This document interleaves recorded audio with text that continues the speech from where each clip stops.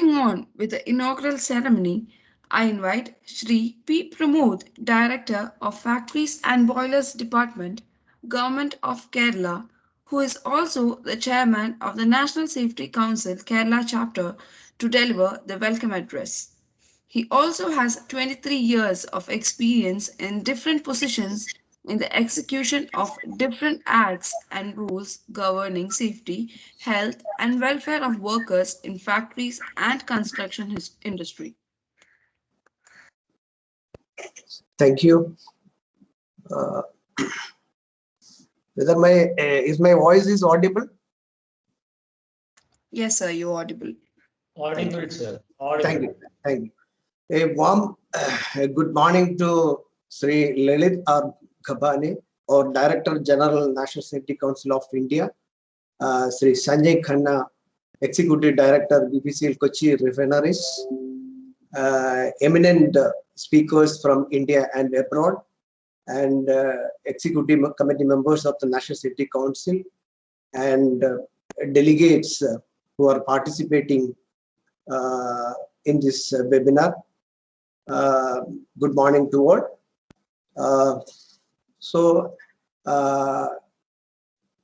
Actually, this is a proud moment for National Safety Council of India, Kerala chapter. So this is the second time. So we are observing June 22nd as Behavior Based Safety Day. So I don't know whether any country or any organization is observing this day as Behavior Based Safety Day. So I'm not sure about that. Anyway, so in this occasion, I wish to congratulate Dr. Ramesh, who is the Honorary Secretary of National Safety Council of India, who is the driving force behind this program, and also for coordinating this webinar, because 1 year ago, he approached me to observe this day as Behavior-Based Safety Day. So I wholeheartedly welcome his initiative to observe June 22nd as a Behavior-Based Safety Day. So, and National Safety Council of India Kerala chapter is observing from last year as this day as a BBS day. So before coming to my duty to welcome all dignitaries who are present in this webinar, so just I want to speak few words about BBS. So I think most of you are aware that the United Nations has developed Sustainable Development Goal 2030. So goal number 8.8 specifically mentioned about the decent work and economic growth. Not only that, Honorable Supreme Court also interpreted that right to live includes right to decent work. So which means a right of a person to work in safe and healthy working environment. Moreover, the second strategic conference on occupational safety and health at workplace, which was organized by European Economic Council, in which the fifth strategic pillar focuses about vision zero accidents and occupational diseases. So in this context, BBS has much relevance. So we all know at present we are following a traditional approach. So traditional approach means, so typically it's a top-down approach. Management make safety policies, they show their commitment towards safety and implementing from the top to bottom, and also focuses on the government regulations and procedures. It's only treat the symptoms, not the root causes. But and also like our executives, I'm the director of factories and boilers also. So we are the executives who are enforcing these rules and regulations also. So we, so in this situation, I just mentioned about the recent judgment of the Honorable National Green Tribunal. So in which they stated that around 15 major accidents were occurred. So during the post-lockdown periods, which started from 1st June 2022, 31st March 2021, And as a result, so many persons were died and injured. I'm not going into the details of those accidents. So if we analyze the data regarding the past industrial accidents and occupational diseases in industrial sector, so it can be seen that the traditional approach has not attained any momentum in reducing the accidents. So in this context, the BBS approach has much more relevance. So behavior-based approach is a combination of top to bottom leadership and also bottom-up engagement to deliver a safer working environment for people. And it's mainly focused on some employee behaviors, and it addresses the root causes, not the symptoms. And there is some internal enforcement mechanism. So as mentioned in the speech, originated with the work of W Heinrich. In 1930, with the travelers insurance company. So the W Heinrich reviewed thousands of accidents and concluded that 90% of the accidents are caused by human error. So Heinrich's data does not tell why person did it, just that accident occurred. So according to the statistics from organizations like DuPont, National Safety Council, USA, shows that 80 to 90% of the workplace injuries are linked to unsafe unsafe act. And the phrase behavior-based safety, actually, which was coined by Dr. Scott Geller of Safety Performance Solutions in 1979. So actually, behavior-based safety is the application of science of behavior change to real-world problems. So BBS focuses on what people do, analyze why they do it, and when applies to research, supported by intervention strategy to improve what people do. So at its very core, BBS is based on large scientific field called organizational behavior analysis. So behavior-based safety is an approach that we believe can be applied successfully. So it is gaining more interest across industry sectors globally and has great advantage of needing the involvement of the individual employee. In addition, of course, the employer commitment.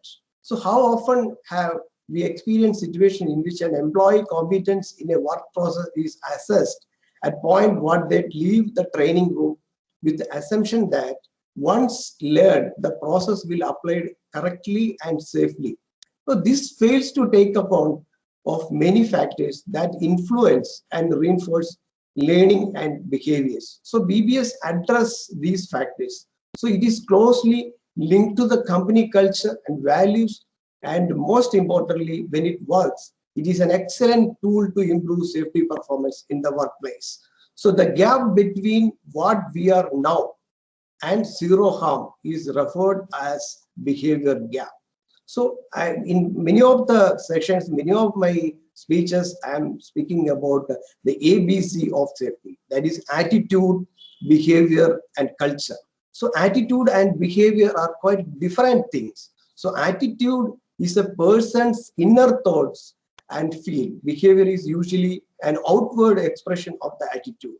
So attitudes drives the behaviors, but the two are not always related.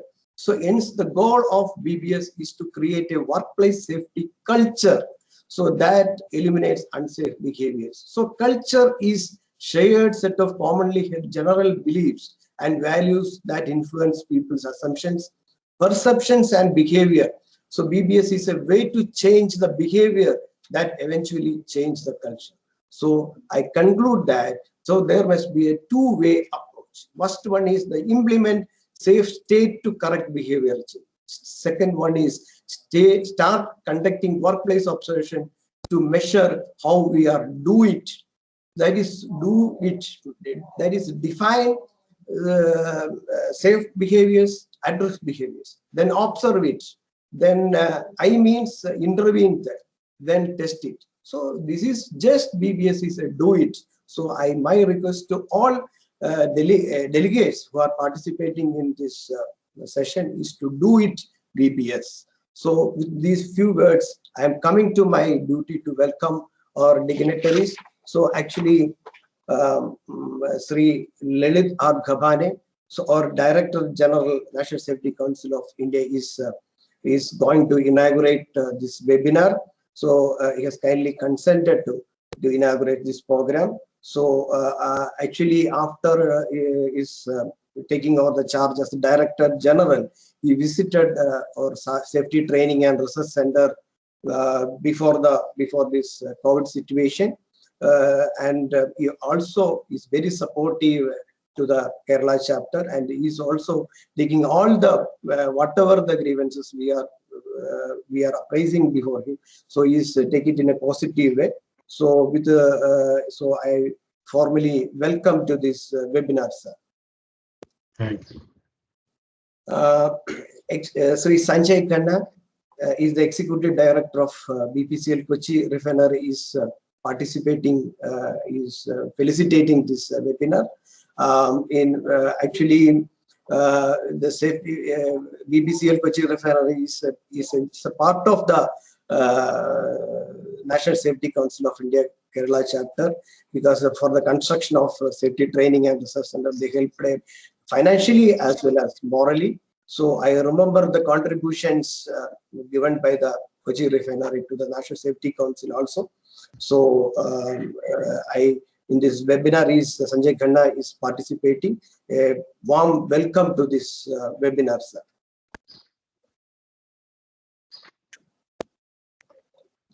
Eminent speakers from abroad is participating in this, and they are taking very informative sessions. They are taking Mr. Paul Crow, Business Development Director, and he is the Master Trainer, Safe Start International USA. Is attending, and also is going to deliver his speech in the subject challenges faced by BBS. I welcome to this webinar, sir. Thank you, sir. Mr. Martin Enrique Fernandez is the president of Vicom Systemcom, Argentina. Is also delivering a speech on Safety Culture Survey, a tool for big transition.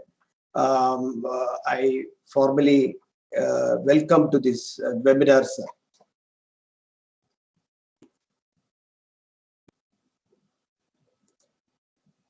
Mr. Josie John is the corporate safety head at TCS Pune.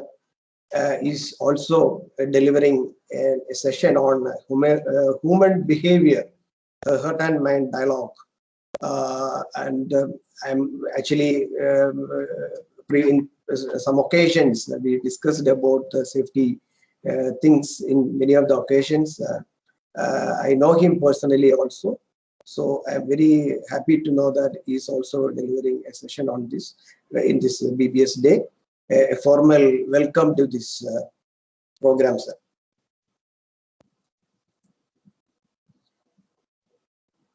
Dr. Ramesh V M is the Honorary Secretary of the National Safety Council and is a manager, ex-manager safety of the Cochin Refinery.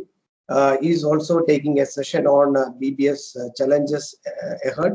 I already told that he is the driving force behind this BBS day observations and all these programs. So I formally welcome to this webinar, sir. And my colleagues and executive committee members of the National Safety Council, Mr. Manaf Abdullah, Assistant General Manager, Cochin Shipyard, and Mr. Dilip Madhavan, Manager, Petronet LNG Private Limited, Petronet LNG Limited, is also attending this webinar. And officially, as well as formally, I welcome to Manaf and Dilip Madhavan to this program. And I think around 168 delegates are participating in this webinar. So this number of delegates, this number shows their enthusiasm and their involvement in behavior. Actually, I understand that most of the delegates are actually they know the importance of behavior-based safety. So that's why 168 delegates are participating in this webinar. So actually,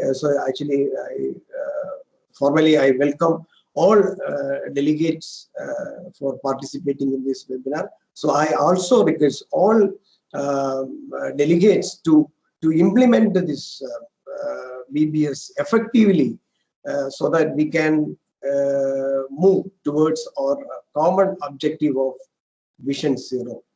With these few words, thank you very much.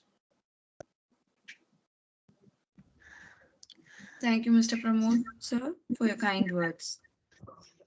Shri Lalit R. Gabhane is the Director General and Chief Executive of National Safety Council, India.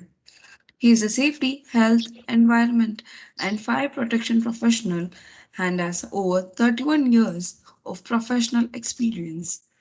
He is also the chairman of CHT8 Sectional Committee of Bureau of Indian Standards on Occupational Safety and Health. Apart from specialization in EHS risk assessment, safety audits, performance-based safety designs, he is also a passionate trainer and a known speaker in national and international conferences. I'd now like to call upon him for the inaugural address.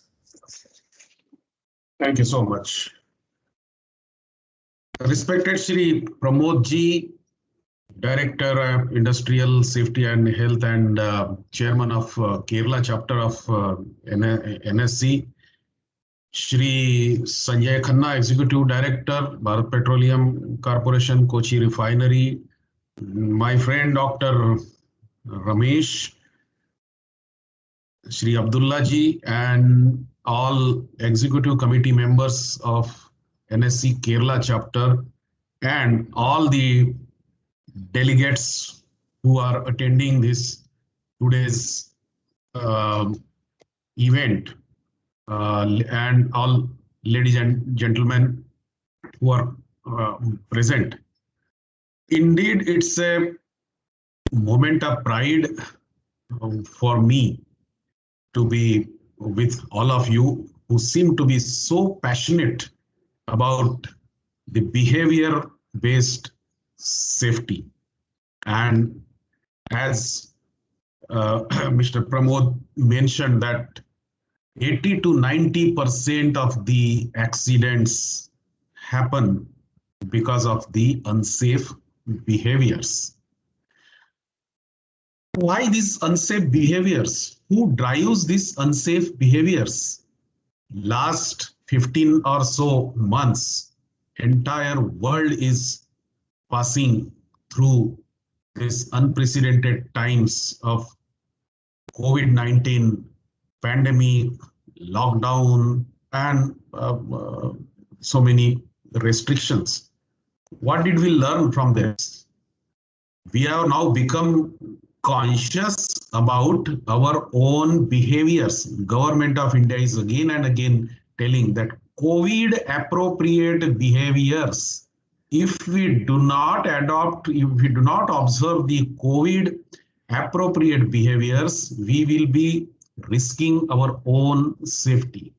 So I think this COVID has taught us many lessons, and one of them is the safe behaviors or the behavior-based safety.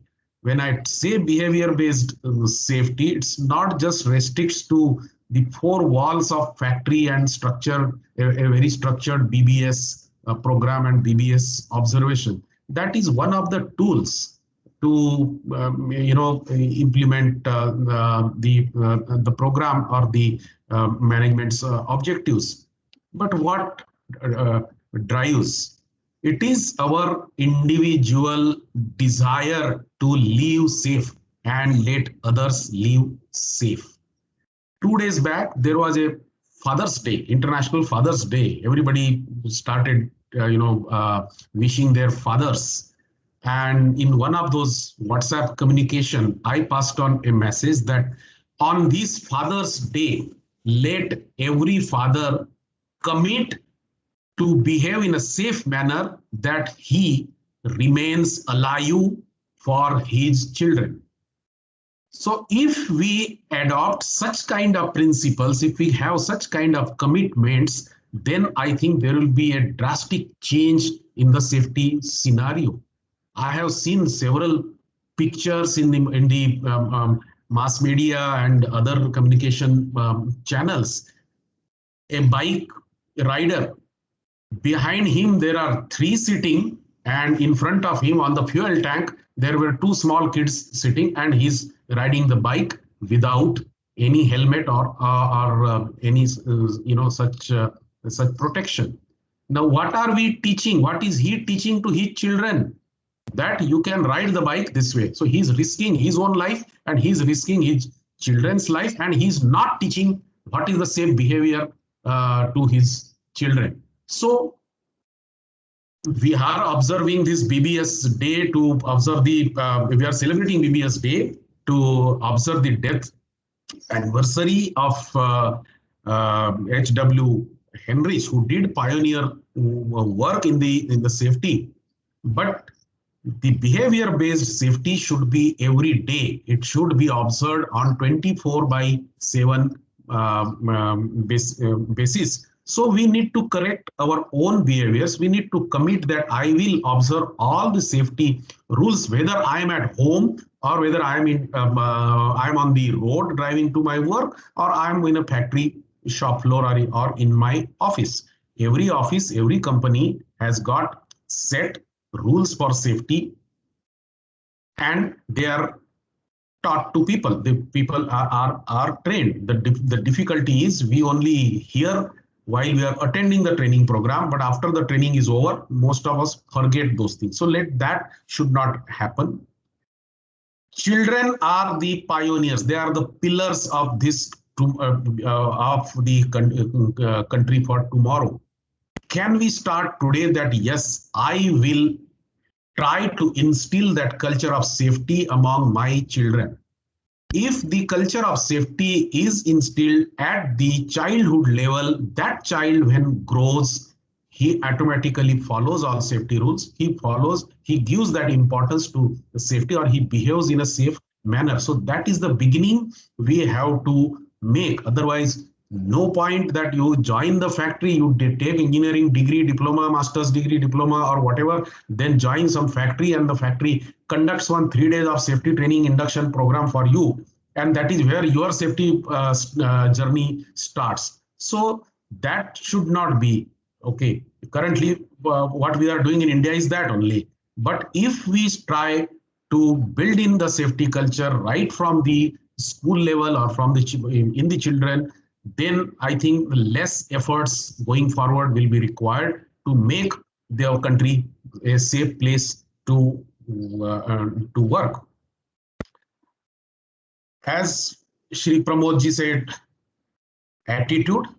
We need to have that attitude first, that I want to remain safe for my family. I want to work because for me, more than my employer, my family is important.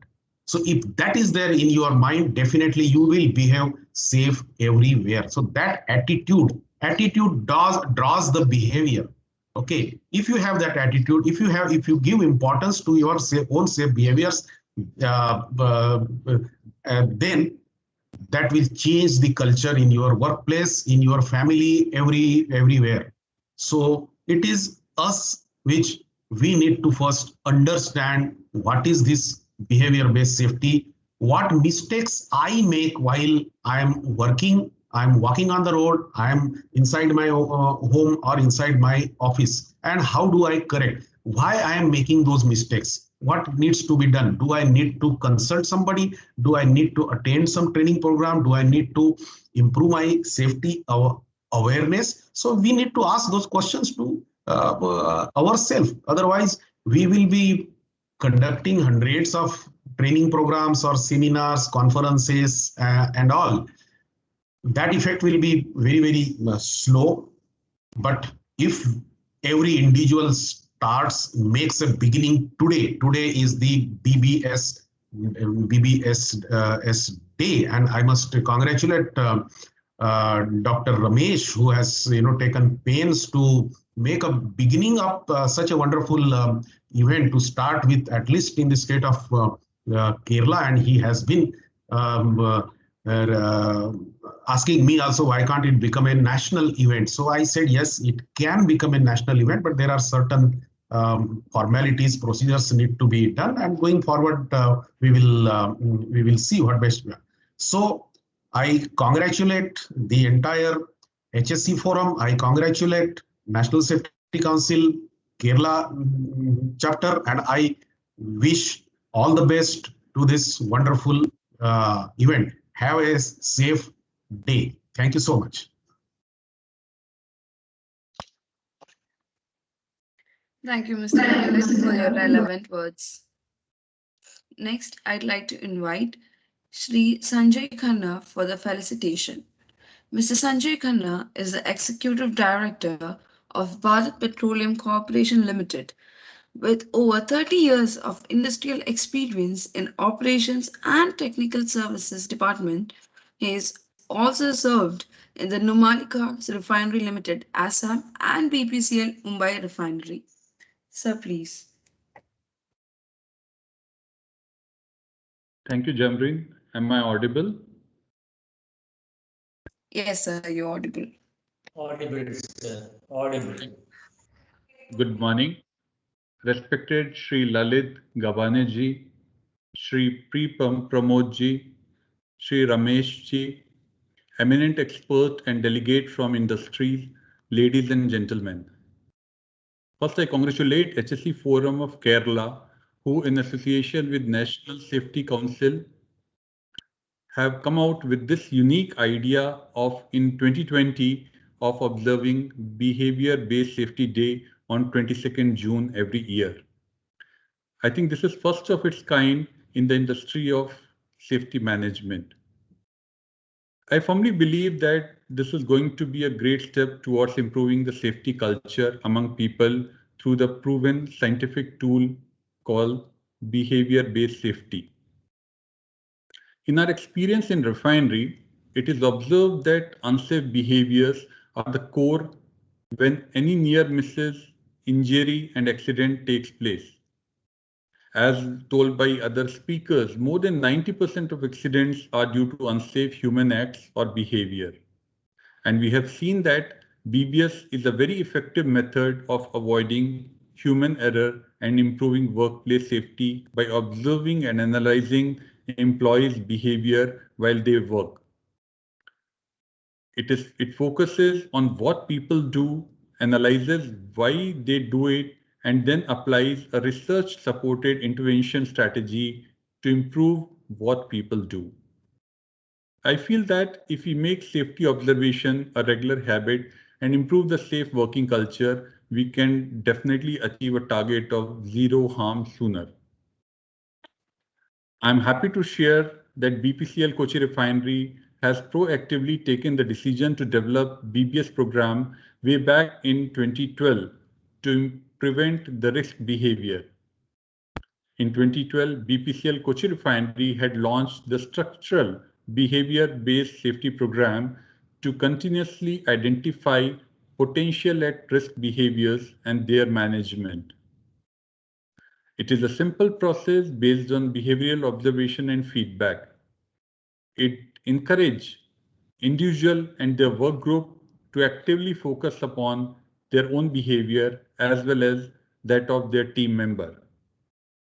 This program incorporated observer to observe the work behavior while employees are performing routine or non-routine works and giving proactively feedback on observed behavior. In 2015, digital version of BBS was launched as Bbs portal for recording and analyzing the behavior observed in the field by different observers. Every year, behavior-based safety training is being imparted regularly to relevant staff, including the line officers and supervisors.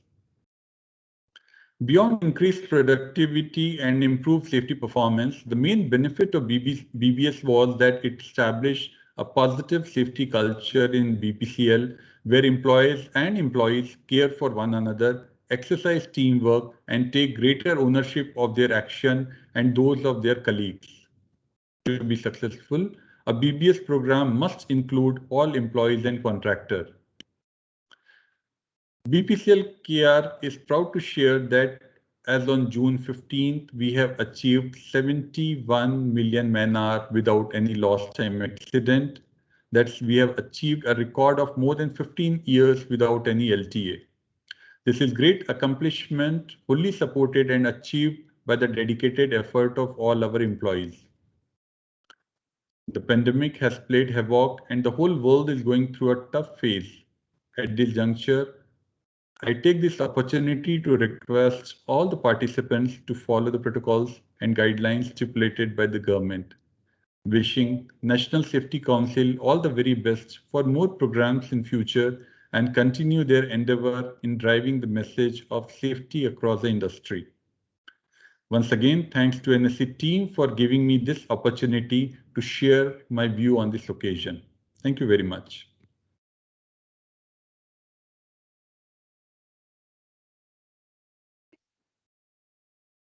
Thank you, Mr. Sanjay. Now I'd like to hand over the program to Shri Dilip Madhavan, who is the backbone of the HSE Forum. Dilip sir, you may take over. Thank you, Ms. Amreen. Am I audible?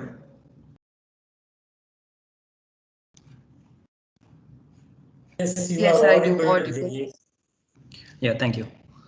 Once again, a warm good morning to everyone. We now move on officially to the presentations. We have 5 of them today, starting by Mr. Paul from Safe Start. I believe all of you might have gone through the brochure which was circulated as part of the webinar. Regarding the first presenter, Mr. Paul Crow, a small briefing. Mr. Paul has facilitated the implementation of behavior-based safety programs across the world for more than 20 years now. He has worked with various industries, including mining, automotive, oil and gas, food and beverage, etc. His extensive experience constantly takes him to Mexico, Central and South America to speak at conferences, workshops, training events, etc. And some of the companies in which he has facilitated the implementation of behavior programs include Epiroc, Procter & Gamble, Johnson Controls, Carrier, and many others. Having grown up in Costa Rica, Paul understands how to relate to both line workers and the management. We look forward to some of the personal stories of Mr. Paul and also his sense of humor, which can help break down any resistance to applying behavior-based programs. Over to you, Mr. Paul, to take the session from here. Before that, a small briefing. Request once again everyone to keep their mobile phones on mute mode and ask as much doubts as you feel to be asked after the end of the session. Thank you, and over to Mr. Paul. Thank you very much for your introduction. And let me start my presentation here. Good morning to all of you on this conference. First of all, I want to thank the National Safety Council of Kerala chapter and also for the invitation to be here with you this evening and for all the wonderful things that have been said so far about safety and your commitment to safety.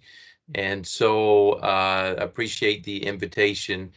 And I just wanted to, we have about 30 minutes together, and I wanted to just focus a little bit on this topic of the challenges faced by behavior-based safety.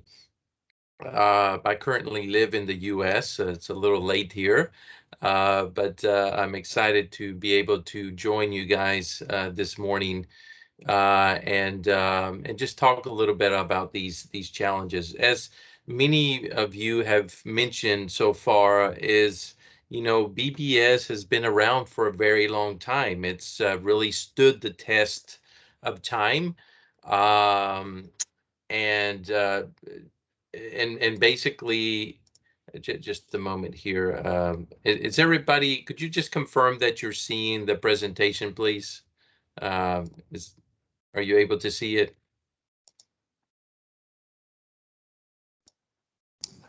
Yes, sir. Please proceed. Okay, very good. All right. So, BBS has been around for a very long time. Really around almost 50 years. And as many were already speaking about, the safe and unsafe acts, and, also developing a list of critical behaviors that you want to focus on and to do better with those critical behaviors at your company. But really, tools are only good if you use them correctly. And that is one of the problems with BBS that I've found over the years, is that it's a great tool, but in the hands of different people, it becomes different things. And when implemented correctly, it's an absolutely wonderful program. It's a wonderful tool that can really minimize these unsafe acts that we do not want within a company. But if implemented incorrectly, it can basically backfire or become negative within an organization. And I've been in many organizations where it's been a positive experience, but I've also been in many organizations where it's a negative experience. It can actually become a bad thing for the company. And some companies have had to restart their programs or stop them for a period of time and re-evaluate where they're at and how to get things kicked off, or bring in professionals to help them with these implementations. So there's many challenges that we could focus on, but I'm just going to focus on 7 at this moment because of time. But the first one would be, and I think one of the most important ones, is visible management support versus lack of management support. And just to give you an example, let's take these 2 individuals that are in the picture here. And let's say this gentleman here that is got his maybe his chart in front of him. He has come and he's having a conversation with his colleague, and they're talking about safety, and maybe, as you see, they're wearing their hard hats, they're wearing their safety glasses, they're having this conversation about safety, and all at once the plant manager, they see the plant manager walking through the plant, and he's got a number of maybe visitors or people that are coming to visit the plant, and none of them, including the plant manager, is wearing safety glasses. Now, what do you think that would do to your BBS program? I tell you this much, it would not be very positive. And one of the things that I've found through many years of working with BBS is that people, whether highly educated or with little education within your company, can really see through hypocrisy. And the one thing you do not want are leaders who talk about safety but do not walk the talk or do not do the things that they're talking about. And that is critical within a BBS implementation.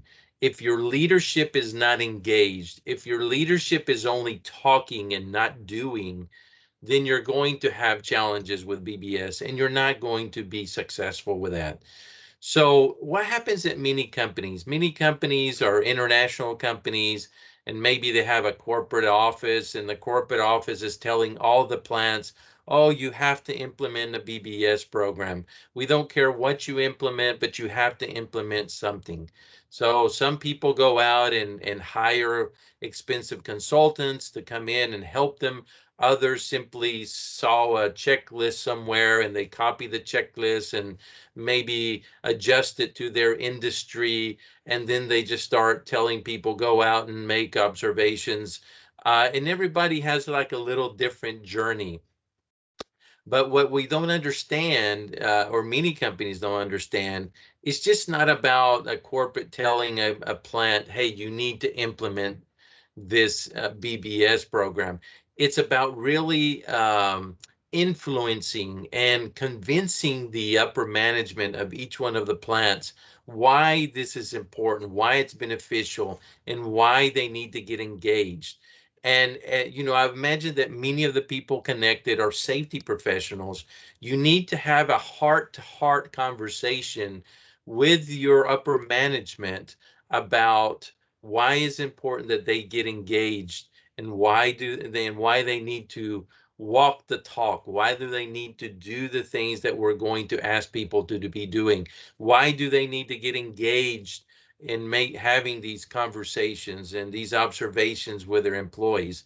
So visible managed support is critical. If you don't have it, then you need to figure out a way to get it.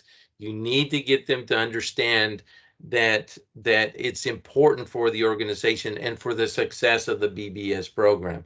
So what are some things you could do?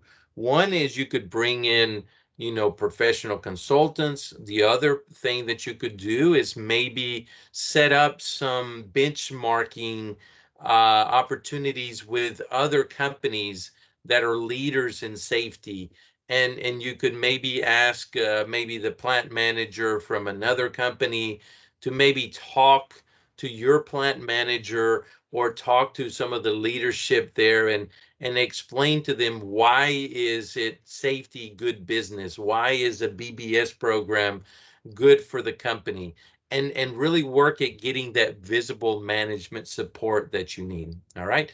We could talk a lot longer about this, but we need to continue to our next point. So what else? What else are some success factors versus pitfalls? Focus on positive reinforcement for safe behavior versus too much focus on at-risk behavior. One thing that I have noticed about human nature is that we all tend to be very negative in the way we see things. So I'll give you an example. I've done many training opportunities in companies, and sometimes just to see how human nature is, I'll put a video on of somebody working safely. They have their safety glasses, their protective shoes on, their hard hat. They're following the procedure with what they're doing. But then I'll ask the classroom, hey, I want you to watch this 4 or 5 minute video, and I want you to write a list of all the at-risk behavior and all the safe behavior. And it never fails that everybody is focused on trying to find the at-risk behavior. What is that person doing wrong? And then afterwards, we stop the video and they start telling me all these things. And then I go back to them and I said, this was really an exercise for you to see how, as human beings, we're so focused on the negative versus on the positive. What we need to understand is that positive reinforcement is 4 times more effective than positive correction. Let me repeat that. Positive reinforcement is 4 times more effective than positive correction. Now, that is very powerful if you understand it, because the problem is that when we have people working, let's say we have an individual that 9 out of 10 times he is wearing his safety glasses when you see him. So that means only 1 time out of the 10 times he's not wearing them. And I will promise you that most observers, what they will do is that they will only observe the unsafe behavior and not reinforce the safe behavior. Let me give you an example with my own children. After many years of doing this, I caught myself doing something wrong and not doing what I would teach other people. For instance, when my son was young and I was teaching him to wear his seatbelt in the back seat, I would get into the car And I started seeing that probably out of 10 times, every time he would get into the car, maybe 6 or 7 of those times he would put the seatbelt on by himself, and the other times he would not put them on. So I caught myself basically only focusing on the 2 or 3 times my son was not putting on the seatbelt. Was it important for me to talk to him about putting his seatbelt on? Yes, it was. It was important for me to tell him, son, it's important for you to put the seatbelt. Father needs you to put the seatbelt on. And I would focus and sometimes even be a little harsh with my son. But what I started understanding and I started catching myself, I started saying, well, Paul, you've been teaching all of this about safe reinforcement, your positive reinforcement. You need to focus when your son does it correctly. All right. So when he would get in the car, I started saying, hi, Dan. My son's name's Danny. I would say, Danny, Father is very proud of you. I see that you've learned the lesson of putting your seatbelt on, and I'm excited to see you've done such a great job. Okay. And I'm telling you, the positive reinforcement, I could even see it in his eyes when I would talk to him in a positive way versus a negative way, trying to reinforce. Again, 4 times more powerful, more effective than positive correction. So this is key. When you're in your conversations, force yourselves, because it's human nature to see the negative, force yourself to see the positive. When somebody's wearing their safety glasses, when somebody's wearing and you have to be sincere about this. Take a moment and say, hey,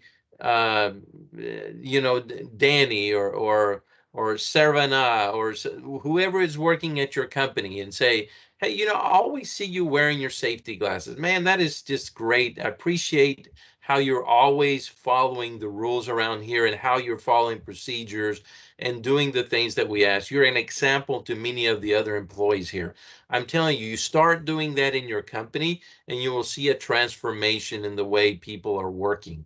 Instead of only focusing on that one time when the person is not using their safety glasses. Now, please don't misunderstand me. You need to also focus when somebody is doing an unsafe act. You're going to have to talk to them, but you're going to have to do it more in a coaching manner and try to positively correct them.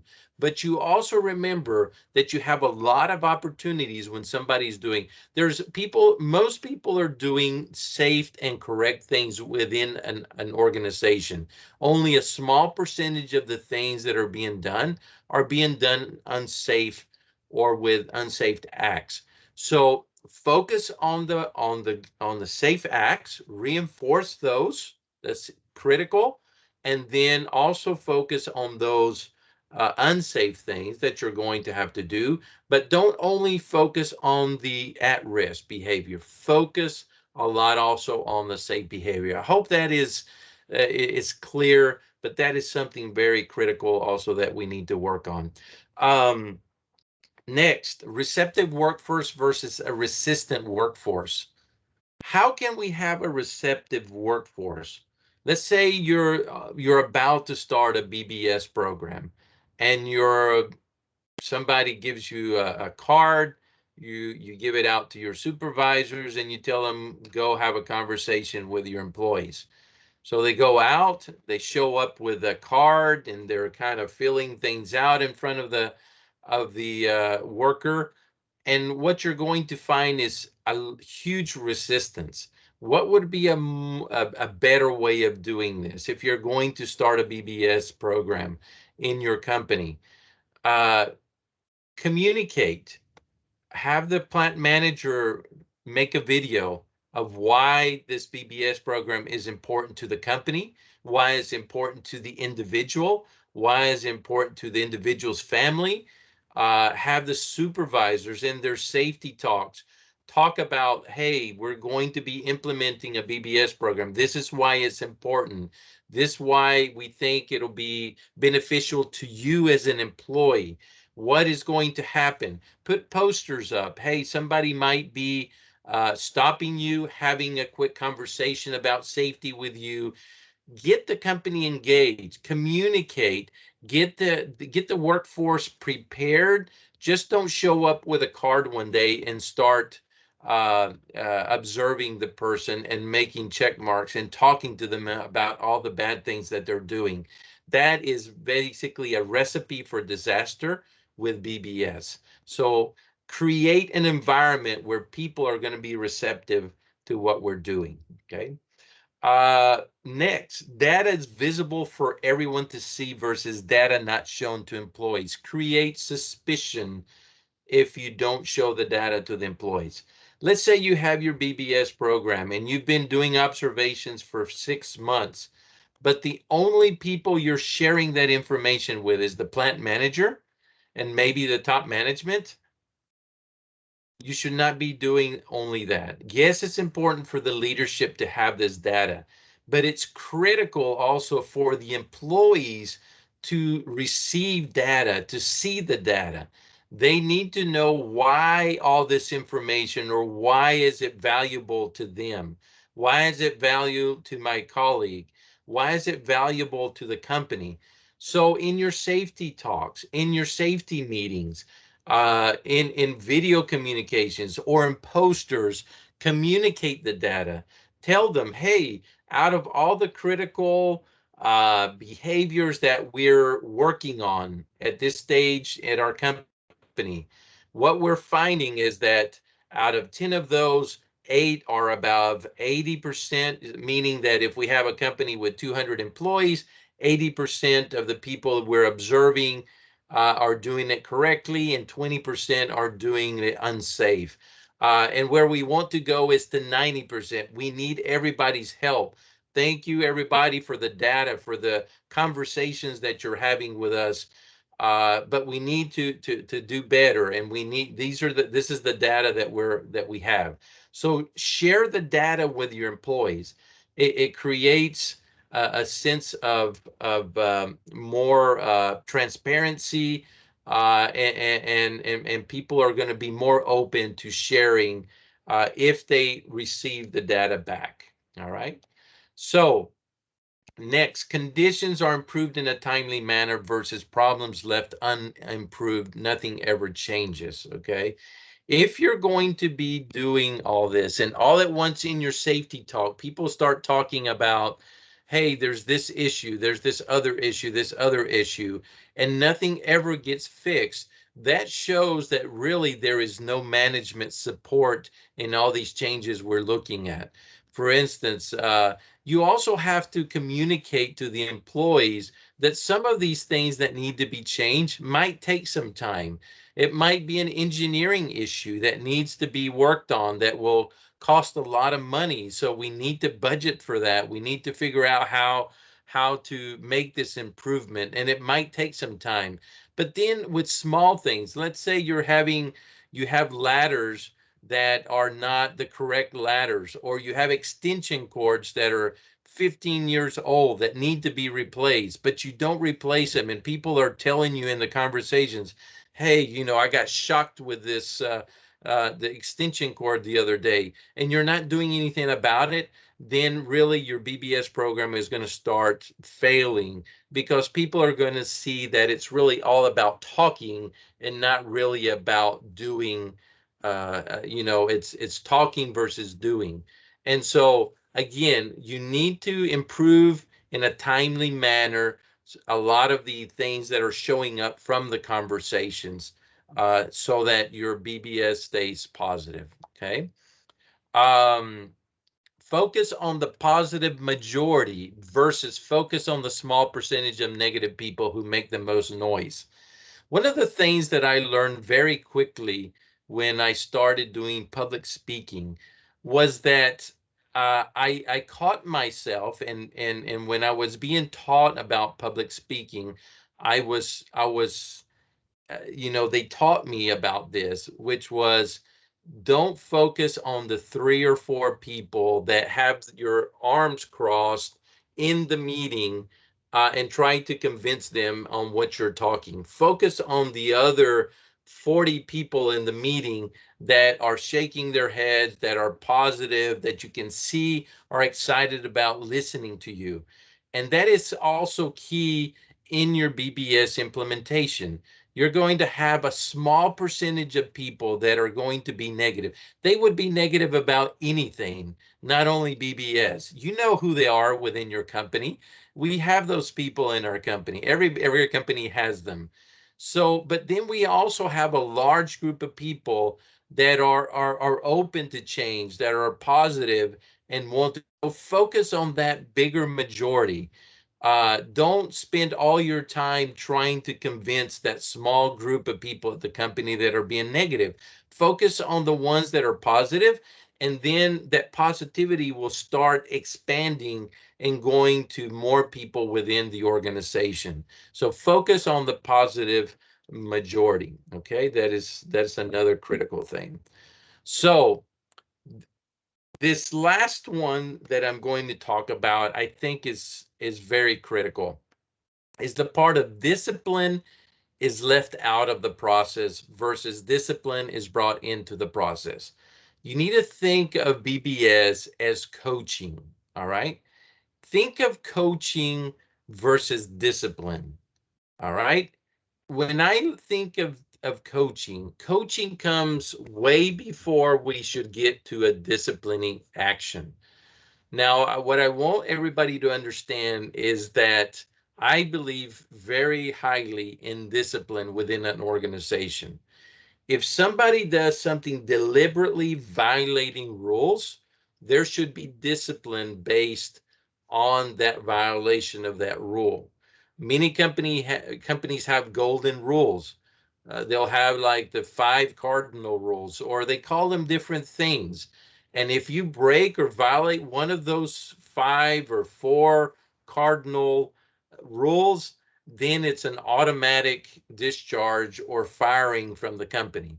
I think those things are good. There needs to be boundaries. People need to know that you can only go so far and you're going to be disciplined within the organization. Now, that said, you also need to understand that many of the things that people do within an organization are not deliberate. They're non-deliberate. It's human error. Somebody already spoke about human error. Human error is not deliberate. It's a mistake. Mistakes are usually things that most people are not wanting to do. So for example, let's say we have a gentleman that all at once we see him not wearing his safety glasses. You know, we need to give the benefit of the doubt. Very possibly this individual is wearing him above his head. He didn't even realize that he had not put him back on when he came into the plant. Maybe he was on a break and he forgot. So you would have a coaching session with him. You would stop, have a conversation with him, and positively reinforce, possibly correct the person in wearing their safety glasses. All right. Now, if this individual, after 2 or 3 times of coaching, he continues to do this, and every time he sees you, he just doesn't care. You just notice he doesn't want to do it, then you have to understand that there's where we're going to stop our BBS program, our coaching, and we're going to take the person to the discipline side. And there is where we get HR involved, and we help this person understand that you either follow the rules or you will have to exit the company. And I'm telling you, there's always a group of 3 or 4% of the organization that you will at some point need to start trying to move out of the organization, because it's people that no matter what you do, they will never want to change towards the positive. The large majority of people, if you implement BBS, they will understand it, they will be positive, they will follow it, but there will always be a small group of people, and you will need to kind of start seeing that. And sometimes these people are managers, sometimes they're supervisors, and they're great leaders, but when it comes to safety, they're not so great. And that's where upper management has to make a decision of saying, even though this person is really good at quality or production, but they're not on board with safety. So we need to find somebody else for this position. So again, really think of BBS. BBS is coaching.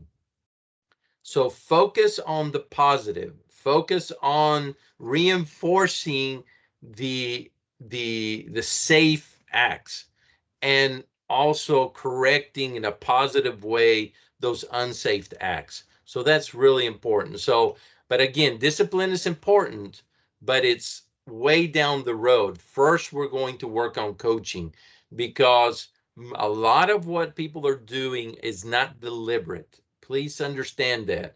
A lot of what people are doing is human error. It's a quick mistake. They were rushing. Maybe they were frustrated about something. Maybe they were tired and they forgot to put maybe their hard hat on. And that's where coaching comes in. And you have to help the individual say, hey, you know, Saravana, or hey, you know, Kim or Johnny, hey, you forgot your glasses. Oh, I'm so sorry, they'll say, or something, you know. But, you know, again, if they're doing it all the time, that's deliberate. But if you're just catching them every once in a while, there's usually something behind it, and it's an opportunity to coach these individuals. So again, we could continue talking for hours about the challenges of BBS, but obviously we have time limits and there's other speakers that that we need to focus on. But those are some of the critical ones that I was thinking about. But again, I want to go back to that part of that, you know, positive reinforcement is 4 times more effective than positive correction. Most of us want to focus on the negative, and what I'm saying here is focus on what the good things that people are doing, and you're going to see people light up and people excited about safety. So if people are wearing their safety glasses, or they're following procedures, you know, just reinforce that positive behavior with them. Don't only focus on that negative, on those few negative or at-risk behaviors. Yes, we need to correct those, but you also need to focus on when people are doing things correctly. Remember the example with my son in the car, and that aha moment that I had to have for myself, where I was only focusing on my son when he did not put his seatbelt on, and I wasn't reinforcing the good behavior that he had when he was putting it on by himself. Like I said, he was putting on the seatbelt more times than not, but I was only focusing on the times when he was not putting them on. So you also need to focus on those times when people are doing safe behaviors and reinforcing that safe behavior. So I know I brought that point several times, but I think it's critical when it comes to BBS and having a successful BBS program. So I think I'm right at 30 minutes. I do not want to overextend my time. So I will give this back to the moderator to see if there might be any questions regarding these challenges that we've discussed.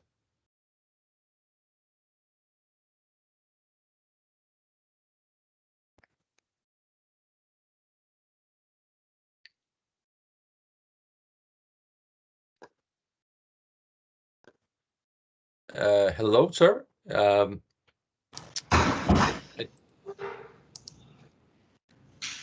Yes, Mr. Paul, you're audible. Request participants to ask any questions in the session, if at all.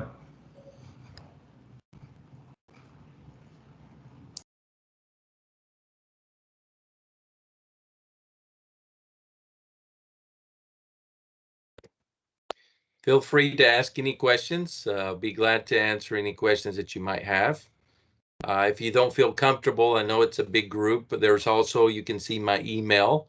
You can send me an email and ask the question, and I'll try to find some time to answer your questions if you might have a question that you'd like to ask. But anybody on the call that might like to ask a question now?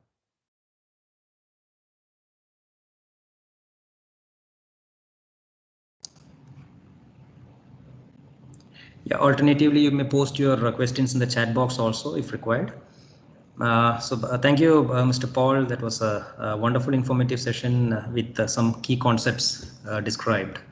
So we know about the timings at your place, but we thank you very much for being associated with us and delivering the first session. We look forward to more similar interactions with SafeStart. And a personal question, have you been implementing your programs in any of the Indian companies as on date? Yes, we have been implementing in several companies like Coromandel and also Epiroc and other companies in India. Yes. Mm-hmm. Typically, how much time frame do you decide to get such programs implemented typically? So basically what I suggest is you need to see these types of programs as a changing culture. And when you're thinking of changing culture, you can't think about a 6-month or 8-month process. You really need to think of a 3 to 4 year process to change behavior. Okay. Sure. Now, we can change how people think very quickly, probably 5 or 6 months. But to sustain change, you really need to focus on long term. So you need to focus on impacting the organization quickly, helping people to change. But then after that, you really need to focus on sustaining. So it's critical to develop like steering committees, develop a long-term plan. It doesn't mean that we have to have somebody helping us all the time, or it doesn't mean that we have to be doing something constantly, but we do need to be doing things like every couple of months, reinforcing what we've implemented and making sure that we're sustaining this change. So, again, you can create change very quickly, but to sustain it and to really create culture, you need to be doing and have like a 3 to 4 year plan to do that. Mm-hmm. Yeah, thank you, Paul. One more question is, I've heard from a few experts, maybe a few years back, that the success rate of BBS is around 40 to 50%, maybe 5 to 6 years back. That statistics was that. So is it the same, at least in the US, or do you feel that the success rate has increased and BBS is now being implemented in more, or is it getting backfired in any way? My perception is that it's still very similar. Okay, it's somewhere between a 40 to 50% success. And again, I mentioned it. BBS is a tool, and what makes tools successful is the user. So the tool is good. The problem is the user.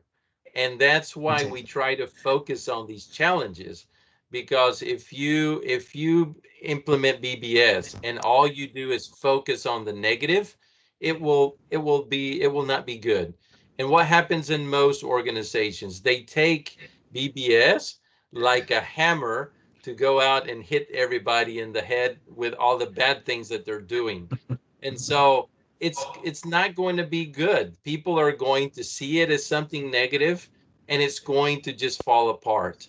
So again, that's why it's important to understand the challenges so that you can be aware of not falling into those same things that 50% of companies have done incorrectly. So focus on doing it right. And sometimes it's just not about implementing. It's about taking the time to understand it, train people correctly, train people to observe, train people to communicate correctly, and you should have a successful implementation. Yeah, very well said, Paul. So that's what we expect from all the workers across the country as well. So there are some questions being posted in the chat box. Would appreciate if you can answer that in the chat box. So let us move forward to the next session. Thank you very much again. Very good. Thank you, sir. Thank you for the invitation. Dilip, 1 minute. Yes. Yeah, Mr. Paul, is there any audit is being conducted on behavior-based safety? Suppose the industry has been implemented behavior-based safety process, is any audit conducted abroad? I'm sorry, I didn't understand the question. Is an audit? Yeah. Like we are having safety audit and all. So any audit on the system of behavior based, whether it is there? Yes. You know, I don't particularly like the word audit when it comes to behavior-based safety. And the reason is the word audit scares people, all right? So I prefer to think more of a, you know, follow-up visits, uh, pre-planning visits, action plan meetings, to correct and to go forward with our BBS program. I'm not sure if that was a little bit of the question or not. I'm sorry, but that's the way we try to focus when we implement BBS. Mm-hmm. Okay, sir. Thank you, sir. Yeah. Okay. Thank you, Paul, once again. Yes. I think one question has come in chat box. Yeah. So Paul, if you can quickly answer that also. I'm sorry, I'm not seeing the chat. Yeah, I'll read out the question for you. Have you worked with any resisting workforce and achieved positive I'm sorry, could you repeat the question? results? How did you achieve it in brief? It's breaking up a little bit. I'm sorry. Could you repeat the question? I'm sorry, it's breaking up a little bit. Could you repeat the question? Yeah, Mr. Paul, have you worked with any resisting workforce and achieved positive results? How did you achieve it in brief? Okay, with resistant workforces. Well, you know, again, with a resistant workforce, it takes time, okay? And you're going to have to give it some time. Now, first thing is you need to identify why the workforce is resistant. Now, the reason the workforce might be resistant is because of how safety has been handled up to that moment. So what you need to do is you need to start changing. And a lot of times the resistance comes from management who has not really they've talked the talk but not walked the talk, okay? Where they're not doing what they're saying they're supposed to be doing. So first of all, like we had in our first challenge was, you know, you need that upper commitment from leadership, and people need to make sure that they're being honest about what they're asking the organization to do. Because again, what I was saying, people see through hypocrisy very quickly. And a lot of times the resistance comes from a lack of really commitment by the organization for the change. When people start seeing that the company really wants to change, start seeing that really what they're doing is to benefit the employee, then a lot of the resistance starts going down. A lot of reasons why there's resistance is because there's an issue somewhere in the company that's creating that resistance. So first of all, we need to identify why the resistance is there, and then make sure that we change and we do the things to start making the resistance go down. Hopefully that it's a big question, so it would take quite a bit of time to kind of this. But yes, you can do it. You just have to identify why the resistance is there.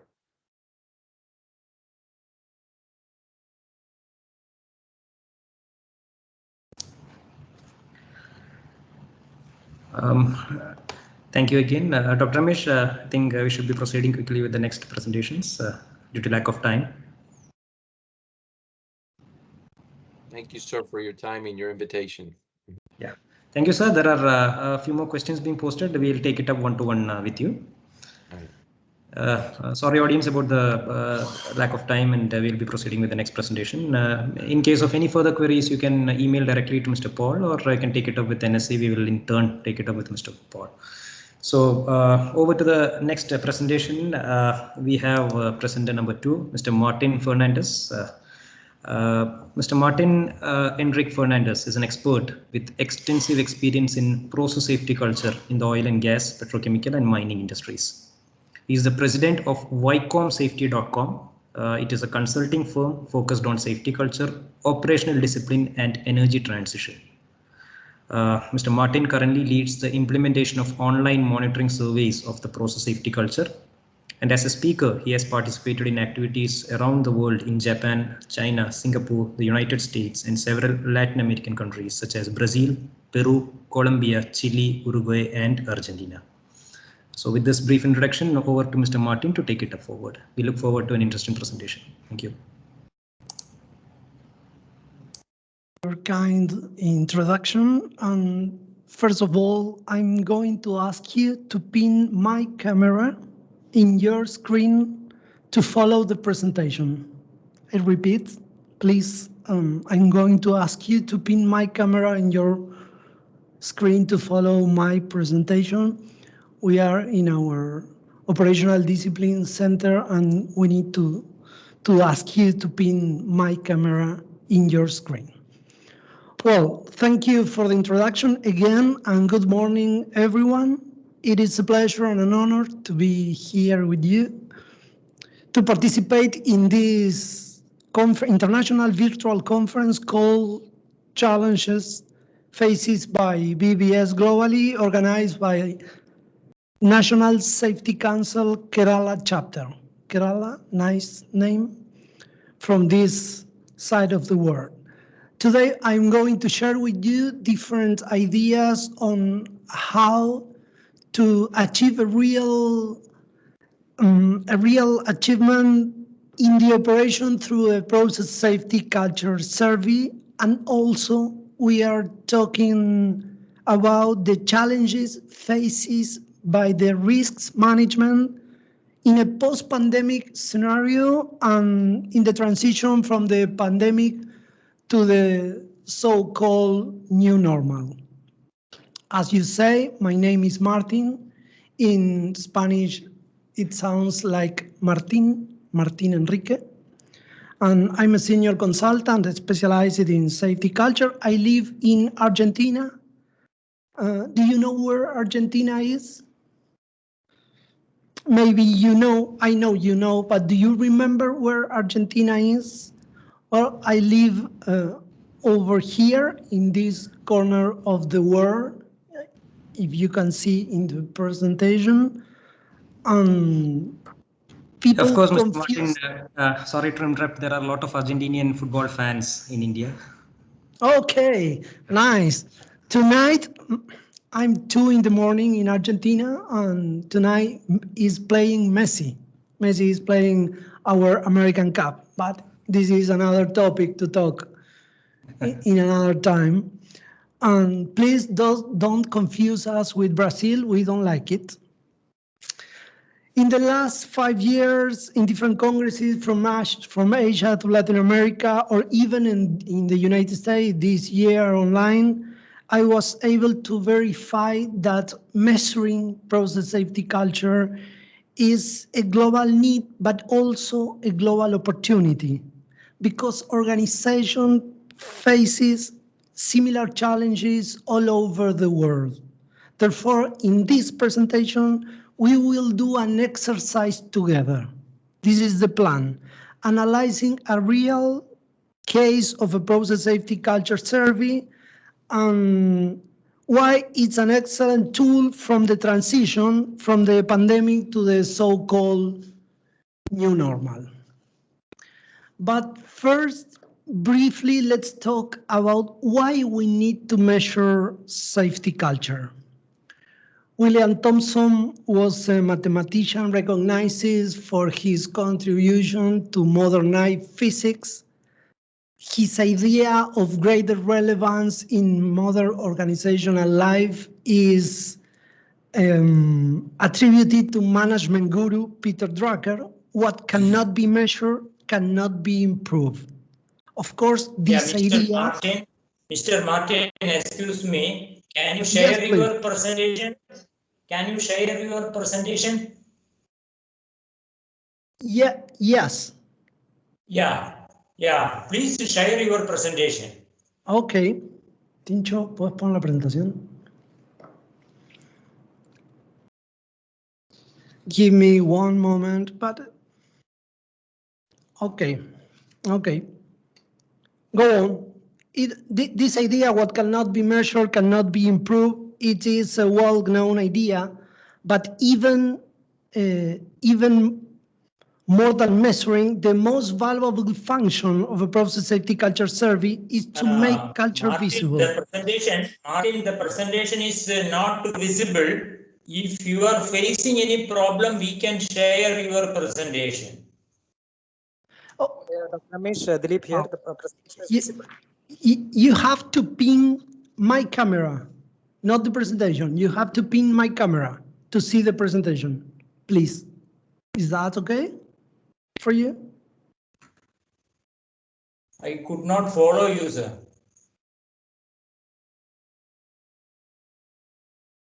Again? Dr. Ramesh, the presentation is visible. Okay, then proceed. Okay. Well, this idea, what cannot be measured, cannot be improved, it is a well-known idea, but even more than measuring, the most valuable function of a process safety culture is to make culture visible in a paradigm as visual as we live in globally. What is not seen does not exist. That is why it is so necessary to measure our process safety culture. To be able to say our culture exists, this is our culture. A process safety culture provides us a material condition to measure, but also a symbolic condition. It is the organization itself expressing in an institutional way, this is a process safety culture survey, the need to improve risk management. A survey is the materialization of the will to change in an institutional way. Let's talk very briefly about how culture works. Culture is not about individual behavior. Again, culture is not about individual behavior. Culture, our individual behavior is the result of group behavior. Our individual behavior is the reflect of the group behavior. No one is an alien in the environment in which they work. No one is isolated. What we do is what culture allows us to do. This is the main idea. What we do is what culture allows us to do. The operational behavior that we have in the workplace, safe or unsafe, are what cultures allows us to have. A little example, if someone does not enforce the stop work authority policy when they see a task was performed where the risk was obvious and unnecessary, it is not because they personally do not care or even because they did not receive the stop message, but because there is a collective and implicit common sense. This is culture, a cultural logic, a cultural pact to continue working even in hazardous conditions. Culture is not a personal decision. It is culture that shapes individual behaviors. Individual behaviors is the reflection of culture. That is why we need to change our mindset. We must stop thinking about individual behavior to start thinking about group behavior.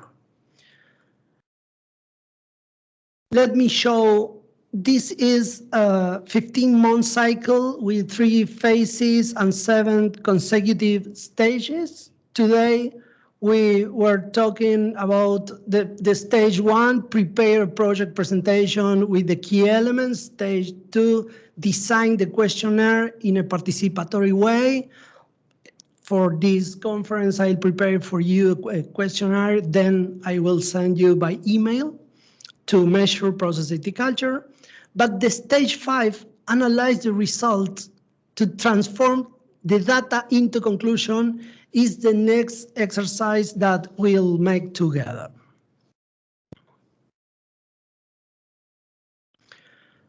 How to do an analysis exercise? We will use the Likert scale. If you don't know the Likert scale, it's very simple. The Likert scale allows us to do ascending assessment in sentences that are expressed in a positive way, from strongly agree to strongly disagree. Well, we will see a real example of process safety culture survey in different dimensions. Dimension 1, establish an imperative for process safety. Well, this first dimension can be used to understand the evolution of culture over time. It is a baseline to establish the employee perceptions about how is our present and how is our tendency. Is our culture evolving? This is the question that we need to answer in dimension 1. What do you think when you see this slide? Is our culture evolving? When we face this kind of slides, we must distinguish different stains. How is the general stain on this slide? A blue and light blue one. Blue and light blue colors indicate agreement. The blue strongly agree, the light blue agree. Also, there are 3 groups in each question, as you see. Manager, middle manager, and individual contributors. In this slide, you can see a large spot of agreement encompassed in green. The question number 1, over time, the company has evolved as an organization committed to operating in a sustainable way. The second one, year by year, people are increasing aware. The third one, every day in my work sector, we comply procedures. The 3 organizational levels seem to agree that culture is on track. You can see the stain blue and light blue. In the final question, we can see a change in the pattern. A second stain can be distinguished. If we review the last question, we can read, operating in a sustainable way is a rooted value for all employees. And we can see a different change, a significant change, sorry. So the initial storytelling by the safety culture of this organization could be, we all agree that our culture has evolved and is currently doing, you could see blue and light blue stains, but we don't think that sustainability is a rooted value. And why not? Well, this is the question. To know why not, we must calibrate this storytelling with different teams in open sessions. Remember, the process safety culture survey should be used to make visible the cultural forces of the organization that shapes our actions. This was the first dimension. Let's go to talk about the second dimension, provide strong and committed leadership. Well, leadership is the key to manage culture, to manage risk, and to manage almost everything in an organization. And CCPS, the Center for Chemical Process Safety, is clear about it. Change the culture, if required, change leadership. A beautiful and accurate sentence.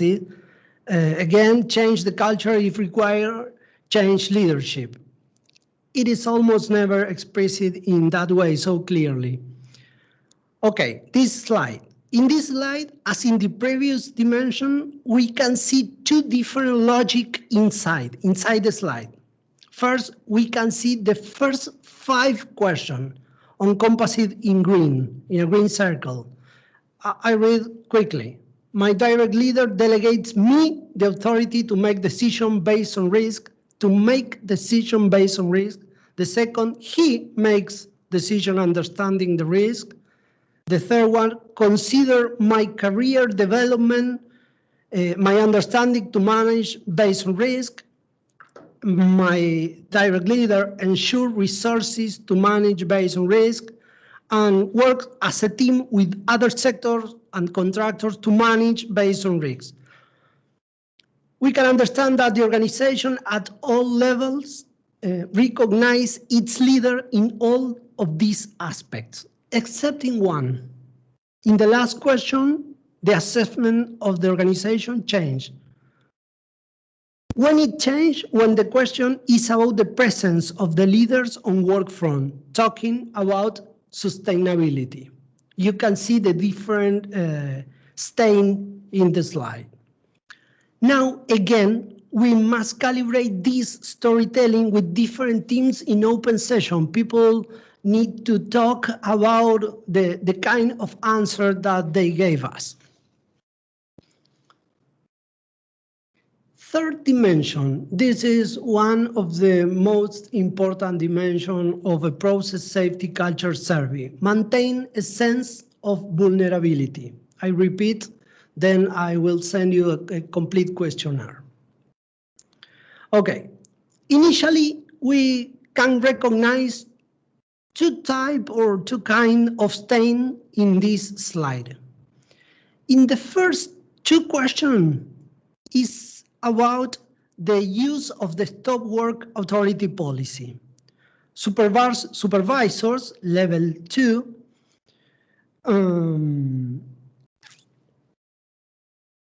are less concerned about the use of the stop work authority policy than other 2 groups. You could see that.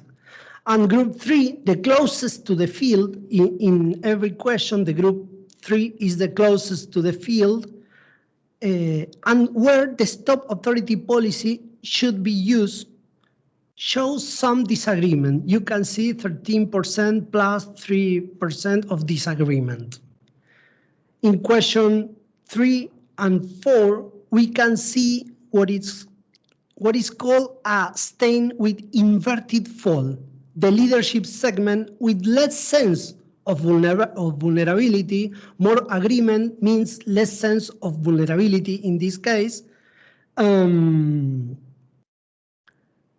This is the stain called inverted fall, and leaders has less sense of vulnerability than the operating segment. That means that the operating segments are more concerned about risk than their leaders.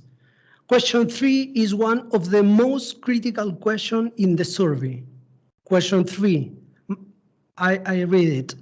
My direct leader give me the support to make decisions based on risk, even is the key word, when they affect production.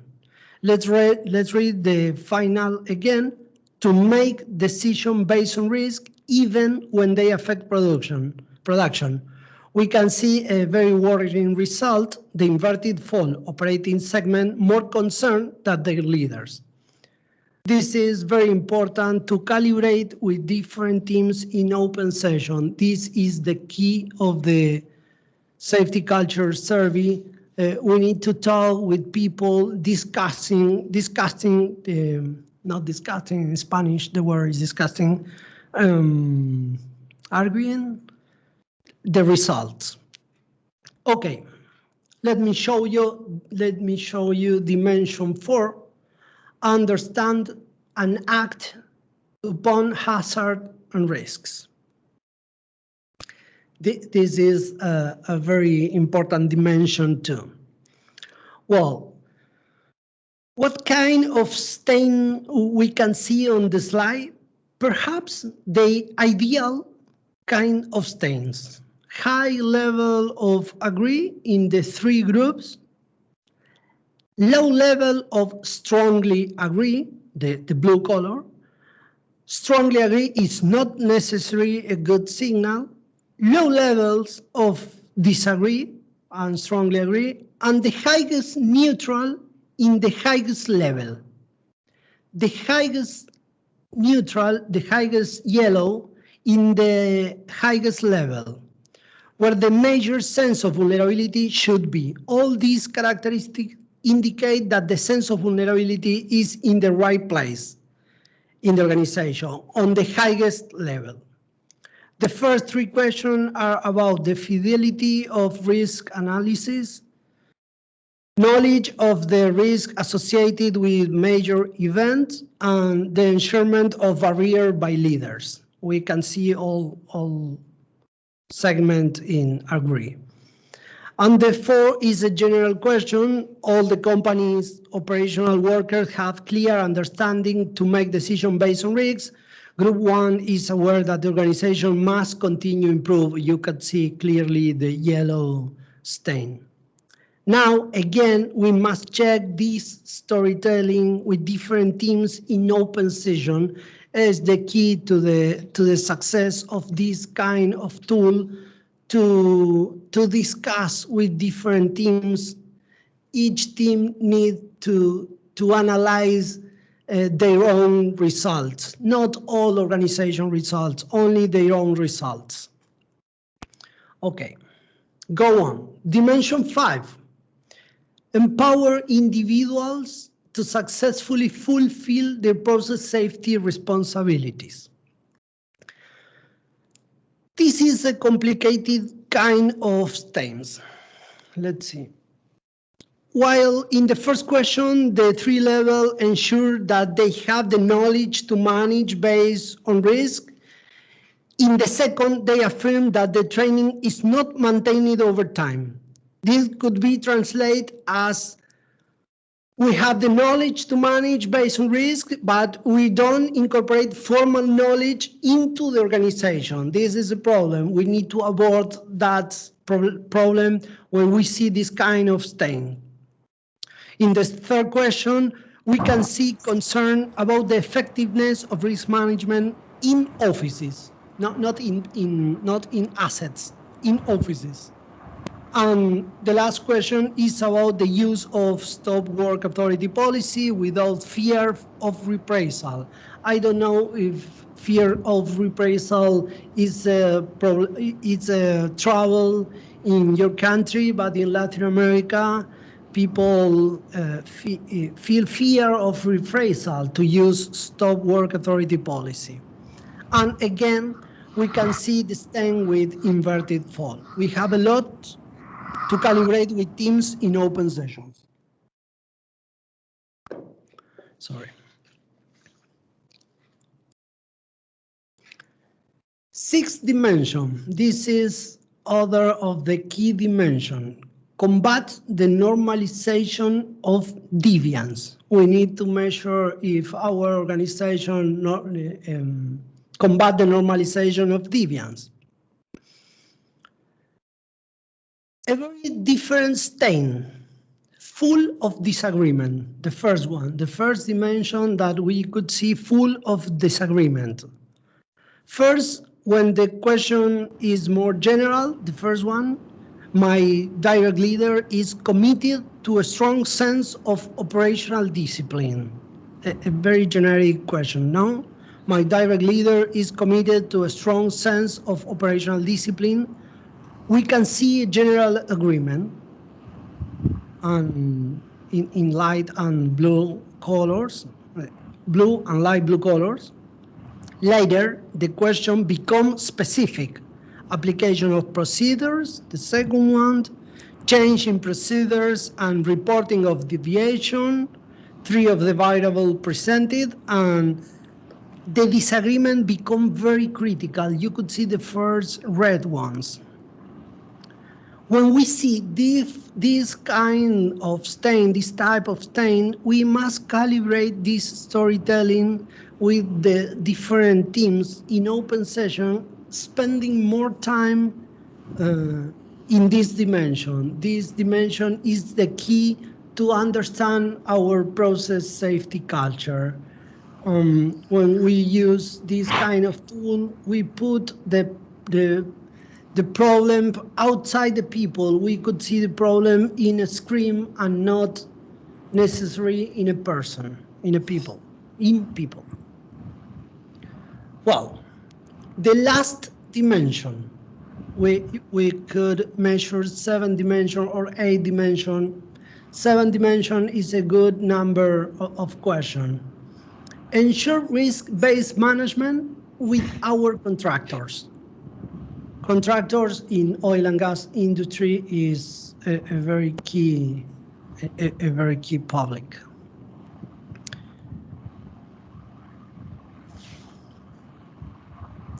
In the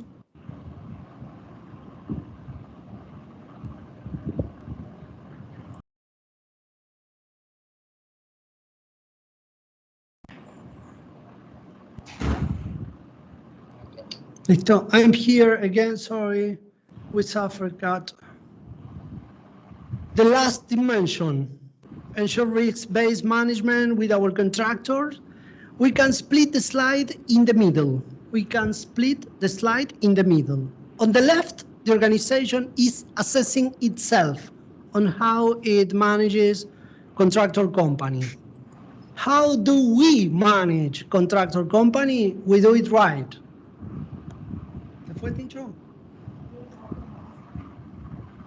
Okay. On the right, the organization is assessing not on how we manage contractor, but how contractor companies handle risk. How do they that worse than us? We are more critical with contractor than with ourselves. But who is responsible for leading the contractors? Maybe it is a contradiction that we have to calibrate with different team in open session, as I said in all the presentation. Well, this kind of tool is used in 2 different cycles. Is recommended wait 1 or 2 or 3 years between each exercise because the organization need to correct deviance and findings and continue moving forward, with implementation of PCM or wherever the markup you use. In a second exercise, it is recommended to involve contractors. But first, we must learn how to manage process safety culture in our culture. Well, conclusions. When we face an operation that over the year has worked without combating the normalization of deviance, we face situations that require a cultural approach. A process safety culture survey should help build cultures based on operational discipline. Operational discipline maybe is the vision for the next 10 years. The Italian semiologist Paolo Virno explained that it is impossible to change something that has taken the appearance of memory. A beautiful sentence. I read again. It is impossible to change something that has taken the appearance of memory. And that is our safety culture. Practices that has taken the appearance of memory. Generally, a new memory built collectively is a good practices. We have to build a new memory for the organization, and we can do that, build a new memory for organization through this kind of tools, because the process safety culture became visible culture. Now, in this historical time in which we will live a transition from the pandemic to the so-called new normal, we can use a tool to understand and design a new safety culture and our behavior-based safety. Operational discipline should not be based on the goodwill of leader. This is my final message. Operational discipline should not be based on the goodwill of leader, but on organizations that have formal mechanism to become the process safety culture visible. Thank you very much. And the following resources, this working paper with a complete questionnaire and complete guide to implement the process safety culture, you could write to me and I will send, I'm be able to send the questionnaire. Thank you for the invitation. It's very late here in Argentina, but I'm very happy to participate in this virtual conference of National Safety Council Kerala chapter. Thank you very much. Thank you, Martin. It was a slightly different dimension on process safety culture, which we explained. We were mostly looking at behavior-based safety, but now we have got a slightly different angle to it, the process safety culture. Some of you who could not see the presentation, for them in the chat box we have shared the presentation, and any queries can be directly asked to Mr. Martin. He'll be available, I believe. So thank you once again. Any questions from anyone? Or for final words, Dr. Ramesh?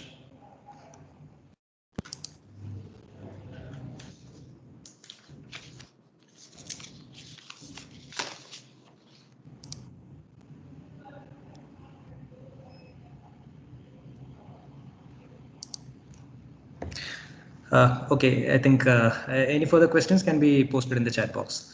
Yeah, thank you, Mr. Martin, and we look forward to your presence in the future, in the further trainings also. So thank you once again. Thank you very much. Yeah, thank you. We quickly move on to the next presenter for the day. We have Shri Josie John with us, who is a civil engineer by training, graduated in 1986 with a bachelor's degree. After spending the initial years in India, Shri Josie has moved to Saudi Arabia on mega petrochemical project construction. He moved to the UAE a year after, and he spent 20 years moving to safety from construction and worked in several sectors of the construction industry. Mr. Josie has done his level 6 NIBOSH National Diploma in 2006, and he has enrolled at the Loughborough University for a master's program post the level 6 diploma. So Josie has returned to India in 2012 as the safety head at the Mumbai International Airport Terminal 2 project with Larsen & Toubro. And at L&T, he was accredited as a training provider for NIBOSH and IOSH courses. And currently he heads the corporate safety of Tata Consulting Engineers and is ever ready to share his safety knowledge in the field of safety and construction. Your Safety DNA and Human Safety Audit. These are two transformation programs developed by him, who decided to start a safety culture transformation journey. So over to Shri Josie John, we would like to hear from you and a few words on your two transformation safety programs also within a short period of time. I believe the time is a little short, but you can provide the concept within the period allocated. Thank you, and over to you. Thank you, Dilip, for the words of welcome, and also thank you, NSC-Kerala, for this opportunity to share my experience and knowledge on the aspects of behavior and safety culture. I'm talking to a huge group of people who are all in the safety profession, and it's just that we all have knowledge. It's that a few of us always come forward to share their knowledge, and I hope that this knowledge which I'm planning to put before you, which I have gone through in my personal experience, would be of benefit for all of you. I'm trying to get my screen.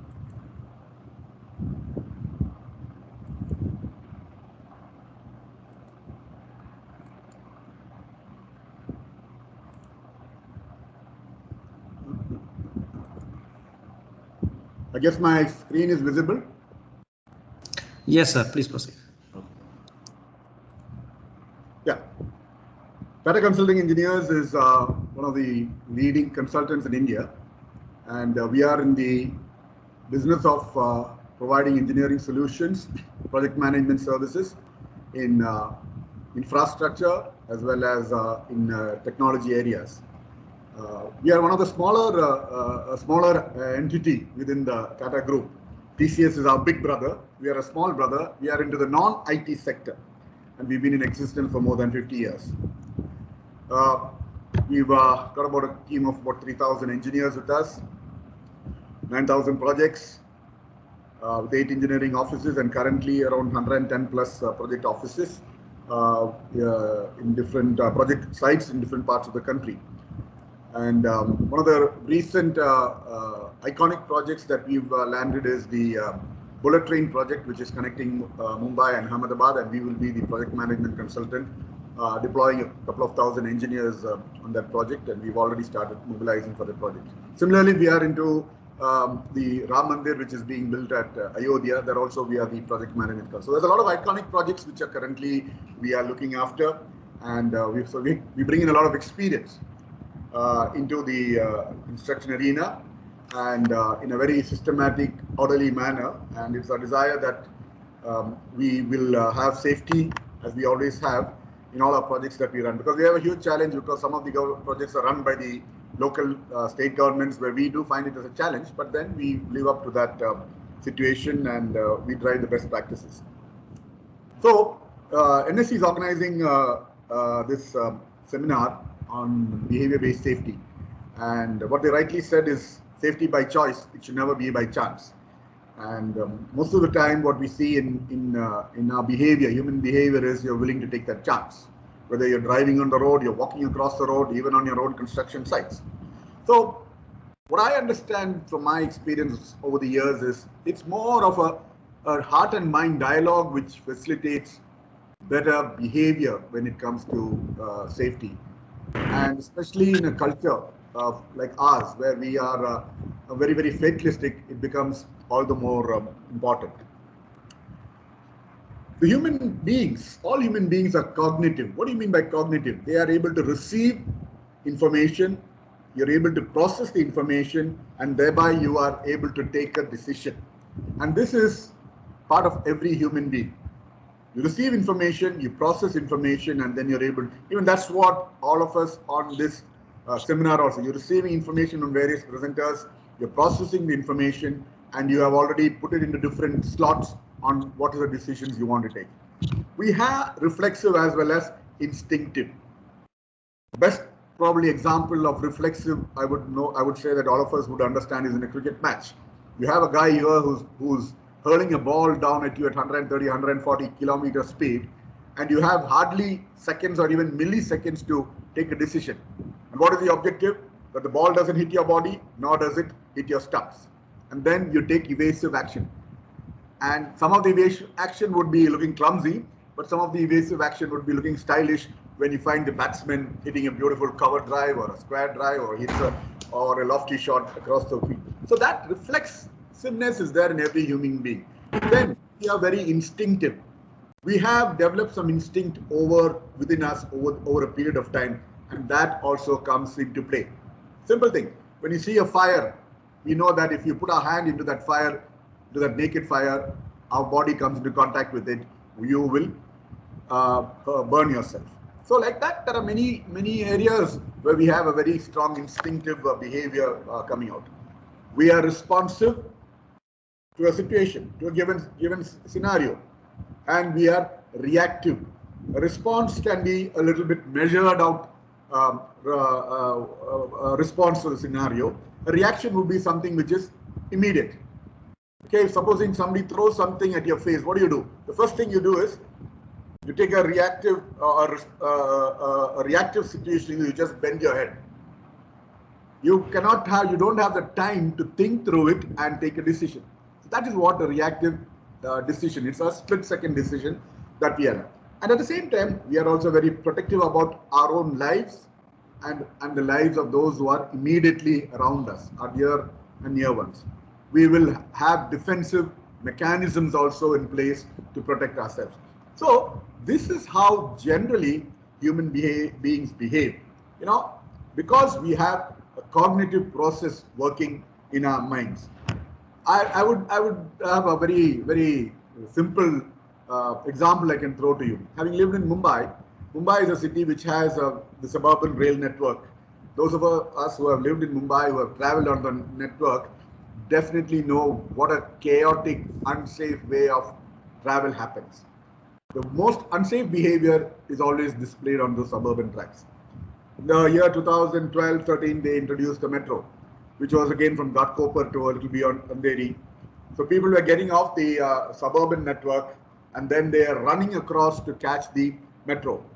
Once they reach the entrance of the metro station, all the pushing and pulling comes down. People are very disciplined because if they start misbehaving, they will not be able to enter into the premises and catch a train. And it's very interesting to also note that once a metro train arrives on the station, on the platform, people will wait till people are off the train and then they get into the train. And when the doors start closing, even if supposing somebody tries to enter into the train, he just withdraws back. So you see how, depending on the situation, our human mind works. So the mind will work in order to protect ourselves. There, in the regular suburban network, there is very aggressive behavior because that's the only way that you can survive. And here in a very disciplined, organized place like a metro station, the behavior changes so that there also you need to survive. And hopefully in the coming years, the next couple of years, we will see more of the metro networks. And that behavior that gets reflected in the network, the metro network will also get reflected in the suburban network. Then, consequences also determine the behavior of a person. If I have good consequences, it is beneficial for me, both in the short term and the long term, you're willing to go along with that behavior. If there is something which is so obvious that is going to harm me, I will not get into it. But if it's going to be beneficial for me, I will immediately follow it. It's like you have a glass of, you're feeling very thirsty and there's a clear glass of some liquid in front of you. The first time, what do? Oh, you just snatch that glass and you drink the contents of it. And supposing that contents has got a bitter taste, what do? You immediately spit it out of your mouth. Okay? But if you see it is very sweet, very good to taste, you will swallow it. And the next time also you feel thirsty again, you'll again pick up that glass. So the consequences have an important part to play when we look at our behavior. So if it's beneficial, both in the short term as well as in the long term. Some people say in the long term, yes. In fact, you look at how the keeping your body fit, getting involved with yoga or other kind of physical exercise. If you do it in your younger days, when you get into your older days, you will still be fit. And that's one of the motivational factors for people to embark upon wellness programs and health programs, so that when they get older, it will be taken care of them. And if it is something very harmful, as I mentioned earlier, you just want to keep away. But there are some situations where things like, we all know the bad health effects of smoking. It may not have immediately a bad effect on your life, but in the future, you can expect something bad to actually happen to you. So the consequences have a great influence on your behavior. And when you translate this into your workplace, and when I look at behavior-based safety programs, I am being from the construction industry. I do hear, on construction sites, many say we have run a behavior-based program, but unfortunately, in the construction industry today, we do not have workmen who will be sticking there for long term. The shelf life of a workman on a construction site is anywhere between 3 months to 6 months. After that, he disappears, then a whole new batch comes in. So whatever kind of behavior modification exercises that you try out will not actually work, because that guy goes in, another guy comes in.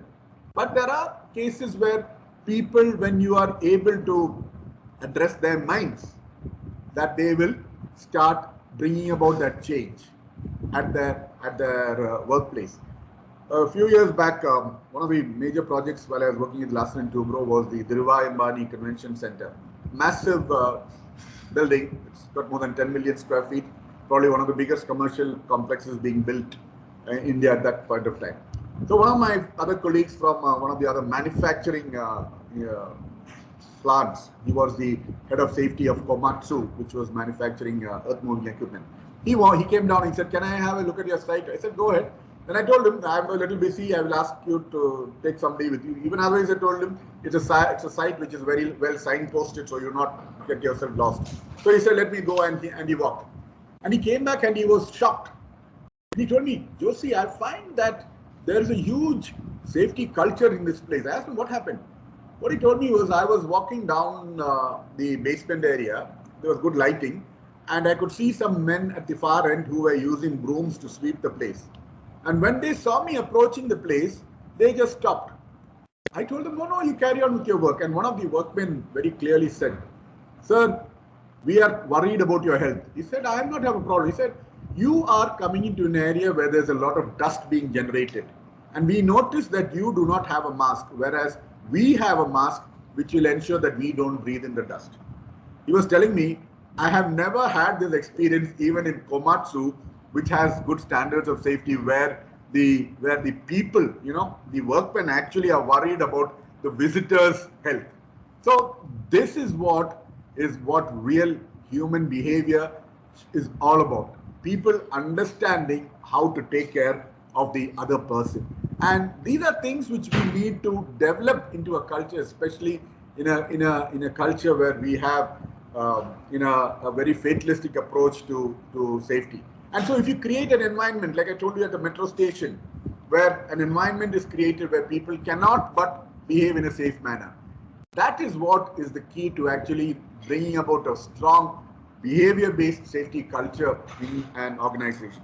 But it all starts with our mind. And culture actually shapes the behavior. Culture starts with knowledge. Knowledge is not just the textbook knowledge or just the training sessions that you attend. Knowledge is from what you see around you. Look at what the examples around you. A few years back, I was on a flight from Dubai to India, and there was this guy who was sitting next to me. He suddenly realized that his seatbelt was not there at all. The plane had already it was pushed back, and it was rolling down towards the end of the runway, taxiway to reach the runway. And there, this guy, the flight stewardesses came down and told him, he said, "I don't have a belt." And this lady got flustered. She said, "Let me sign." She got a piece of, a kind of a cloth, I don't know from where she got. He said, "Please use this to tie it up." And his immediate response was, "I will not do that. I need a seat belt. I got a shock." And this poor lady tried to come. She said, "No, I need a safety belt. Then only I'm willing to sit down."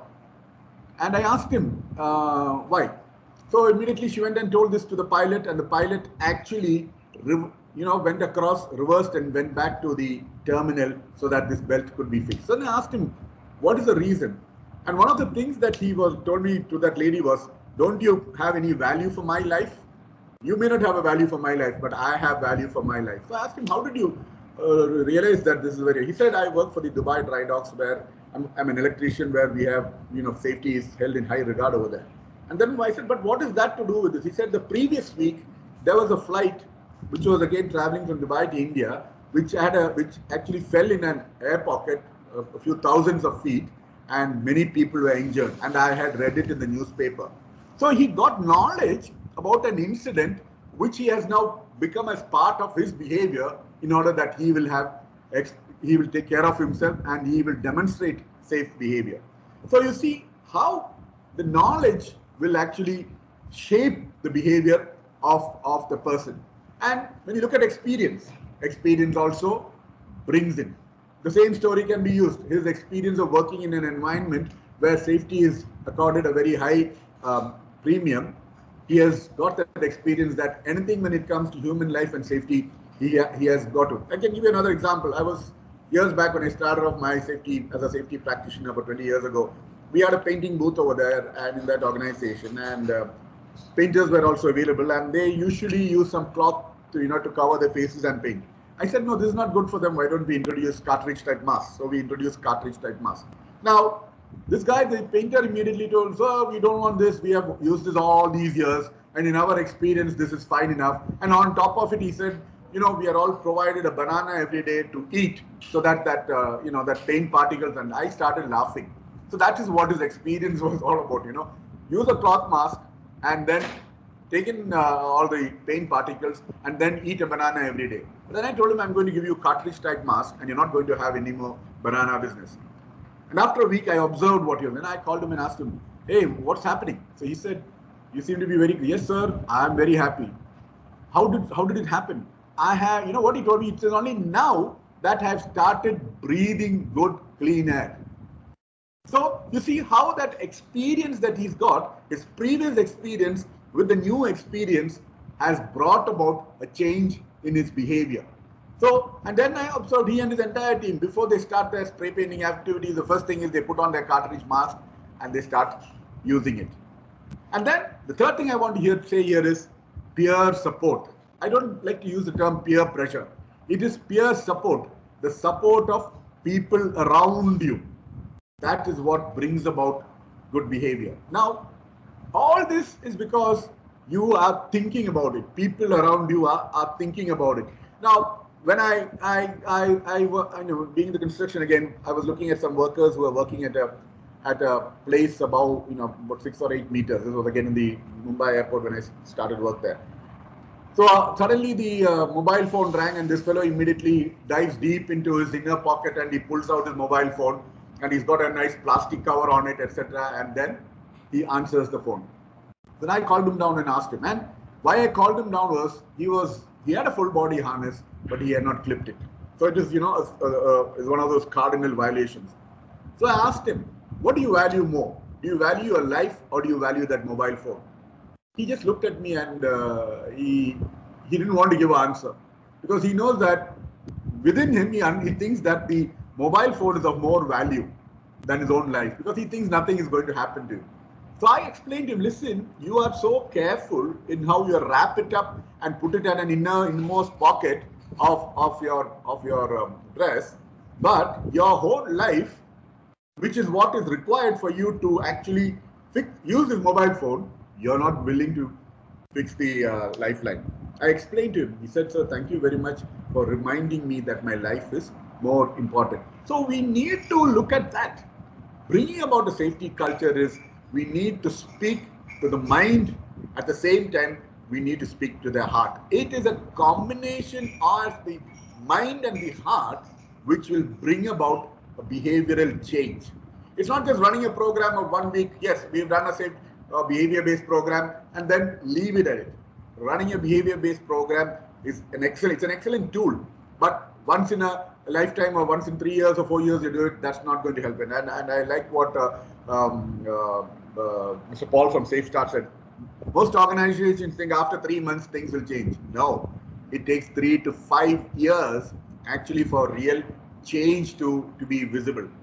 Tata Steel's Europe, the head of safety was saying, we had embarked on a 5 to 10 year program to see how we can bring about a safety culture transformation. We have this feeling that, bring that program, everything is all right. We are more kind of program fixated, run the program, put it in the reports and expect things to change.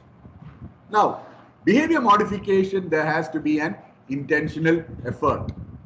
That intentional effort is, yes, it starts off good, the manager, yes, we need to change the behavior of people. So we run this program, but it does not end with the program. There has to be efforts to start understanding. You'll have to start measuring it. And there are various metrics that you should be able to, use to measure a change in behavior. And a lot of leading or lagging indicators, these are things which I do not want to go in. There has to be a very consistent approach for behavior modification. The same rule has to be applied to everybody.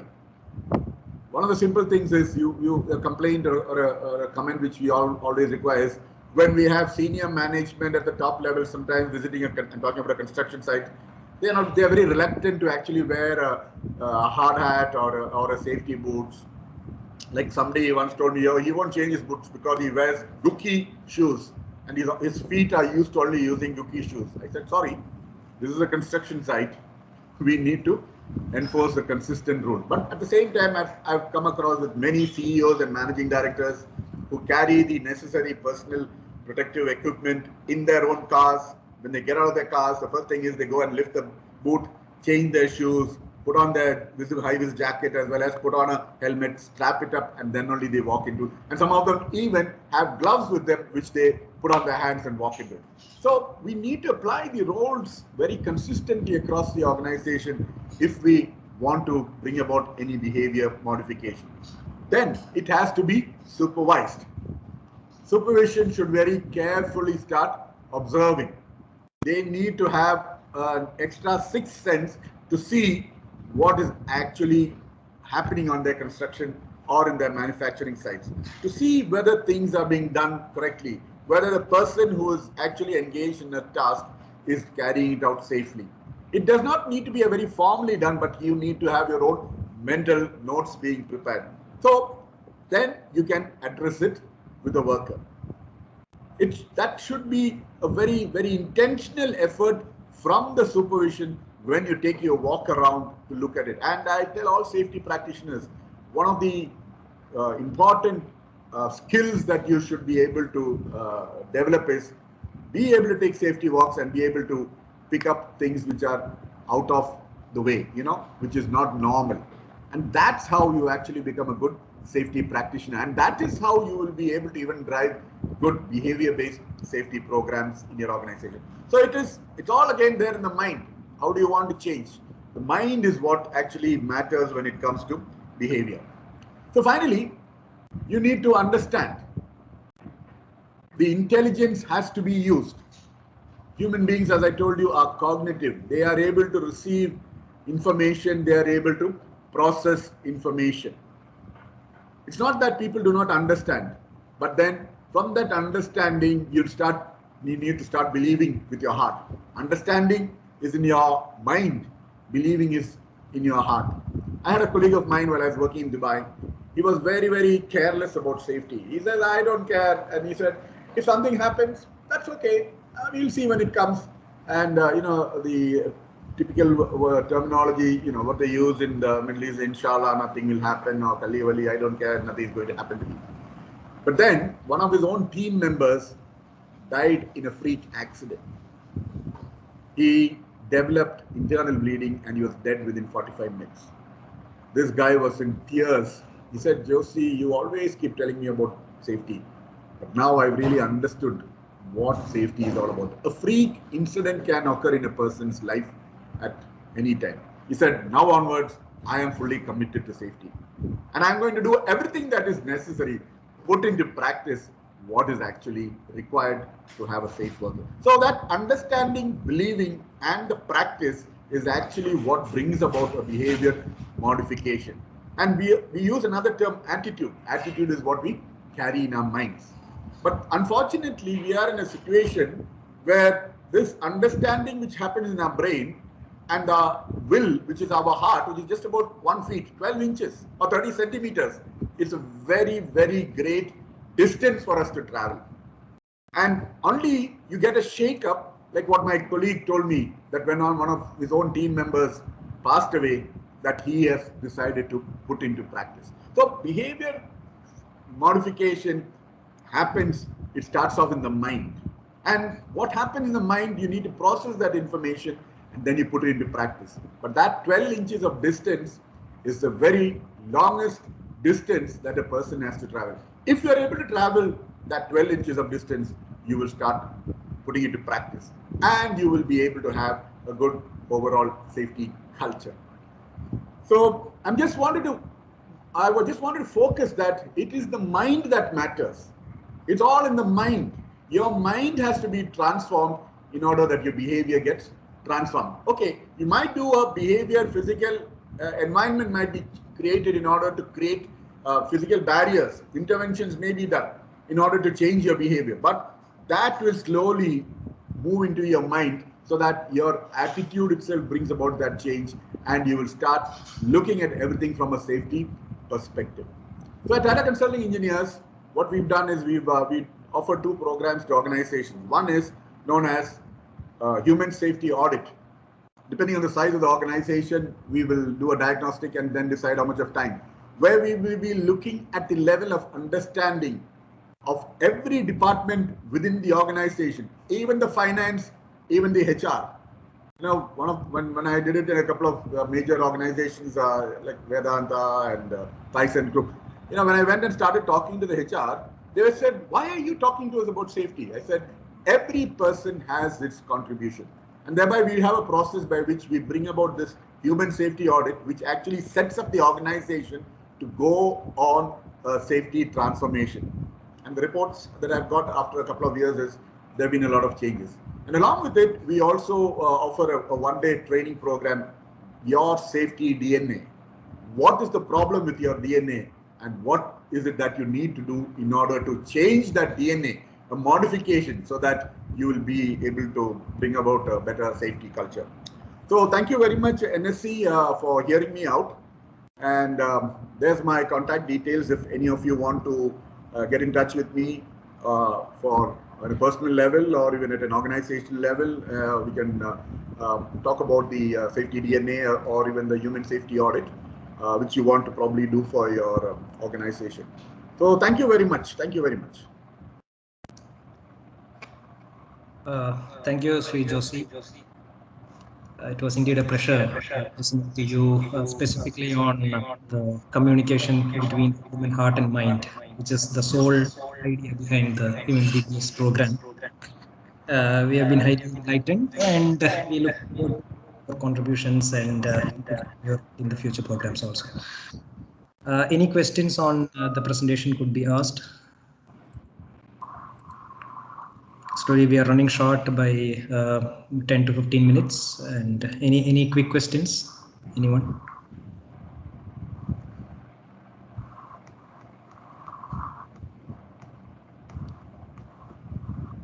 Okay, I have a question, Sri Joshi.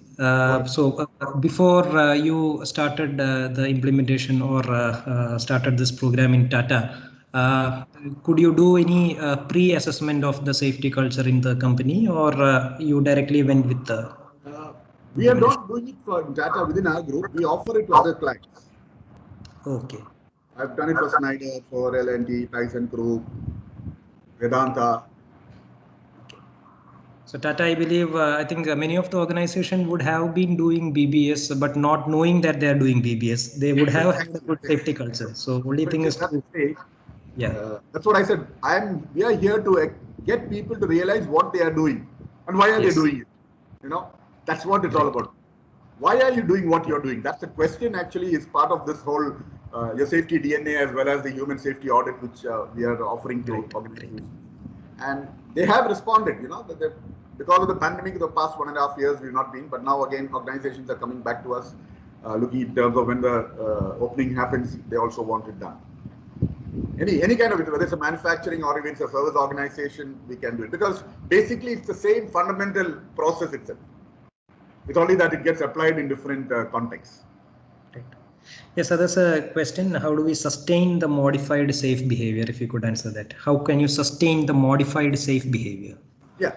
So sustain modified safety. That's why I said your mind and your heart needs to get synced. Okay. That's why I said your mind matters most of the time, and that is the term that we call as commitment. Now, if you look at ISO 45001, they have brought in the leadership commitment right there up at the top. Leadership commitment should not just be, yeah, okay, they'll say, okay, do it. But it goes beyond that. I remember some years back, I was in Dubai and we had a professional group which we used to meet, which was headed by the general manager of one of the biggest construction companies. And it used to be 3-hour meetings. When he used to come for the meeting, he said he used to put up his mobile phone and say, I'm switching off my mobile phone. And he calls the secretary, here, keep the mobile phone. Please do not disturb me for the next 3 hours. See, that is the level of commitment that was shown by the CEO of that organization. So it is not, as I told you, it's not a one-time effort. It is a consistent way of working at it. Just because you engaged a consultant you brought in, it's not going to be the end to it all. It takes a time. You need to drive it over a period of time. And there are so many factors which you need to bring in order to really have a look at it.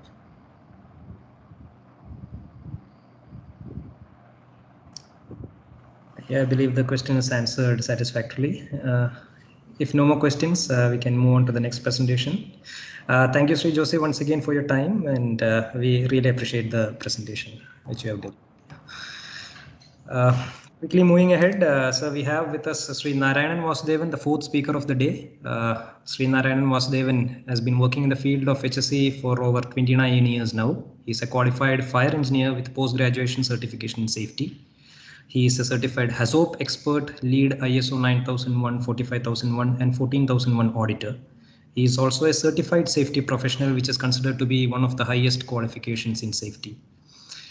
Shri Narayanan has a wide range of experience in the field and has conducted various specialized training programs in the field of HSE and has held various positions in ASSP Kuwait chapter executive committee. Notably, he was the president and the director of the Professional Development Conference Kuwait 2015. Shri Narayanan Vasudevan is also a proud recipient of the Safety Professional of the Year Award from the ASSP Kuwait chapter in 2013. And Safety Professional Year of the Global Region for 2017-18. We are very proud to have you here, sir, and over to you for the next session. Thank you.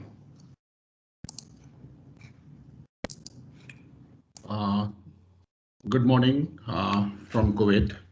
Thank you, Sujit, and thank you, Dr. Ramesh, for inviting me to share my experience with regard to the BBS implementation and challenges. Can you hear me? You're audible, sir. Yes. Please proceed. Okay. Yes, proceed. Yeah, let me share the presentation.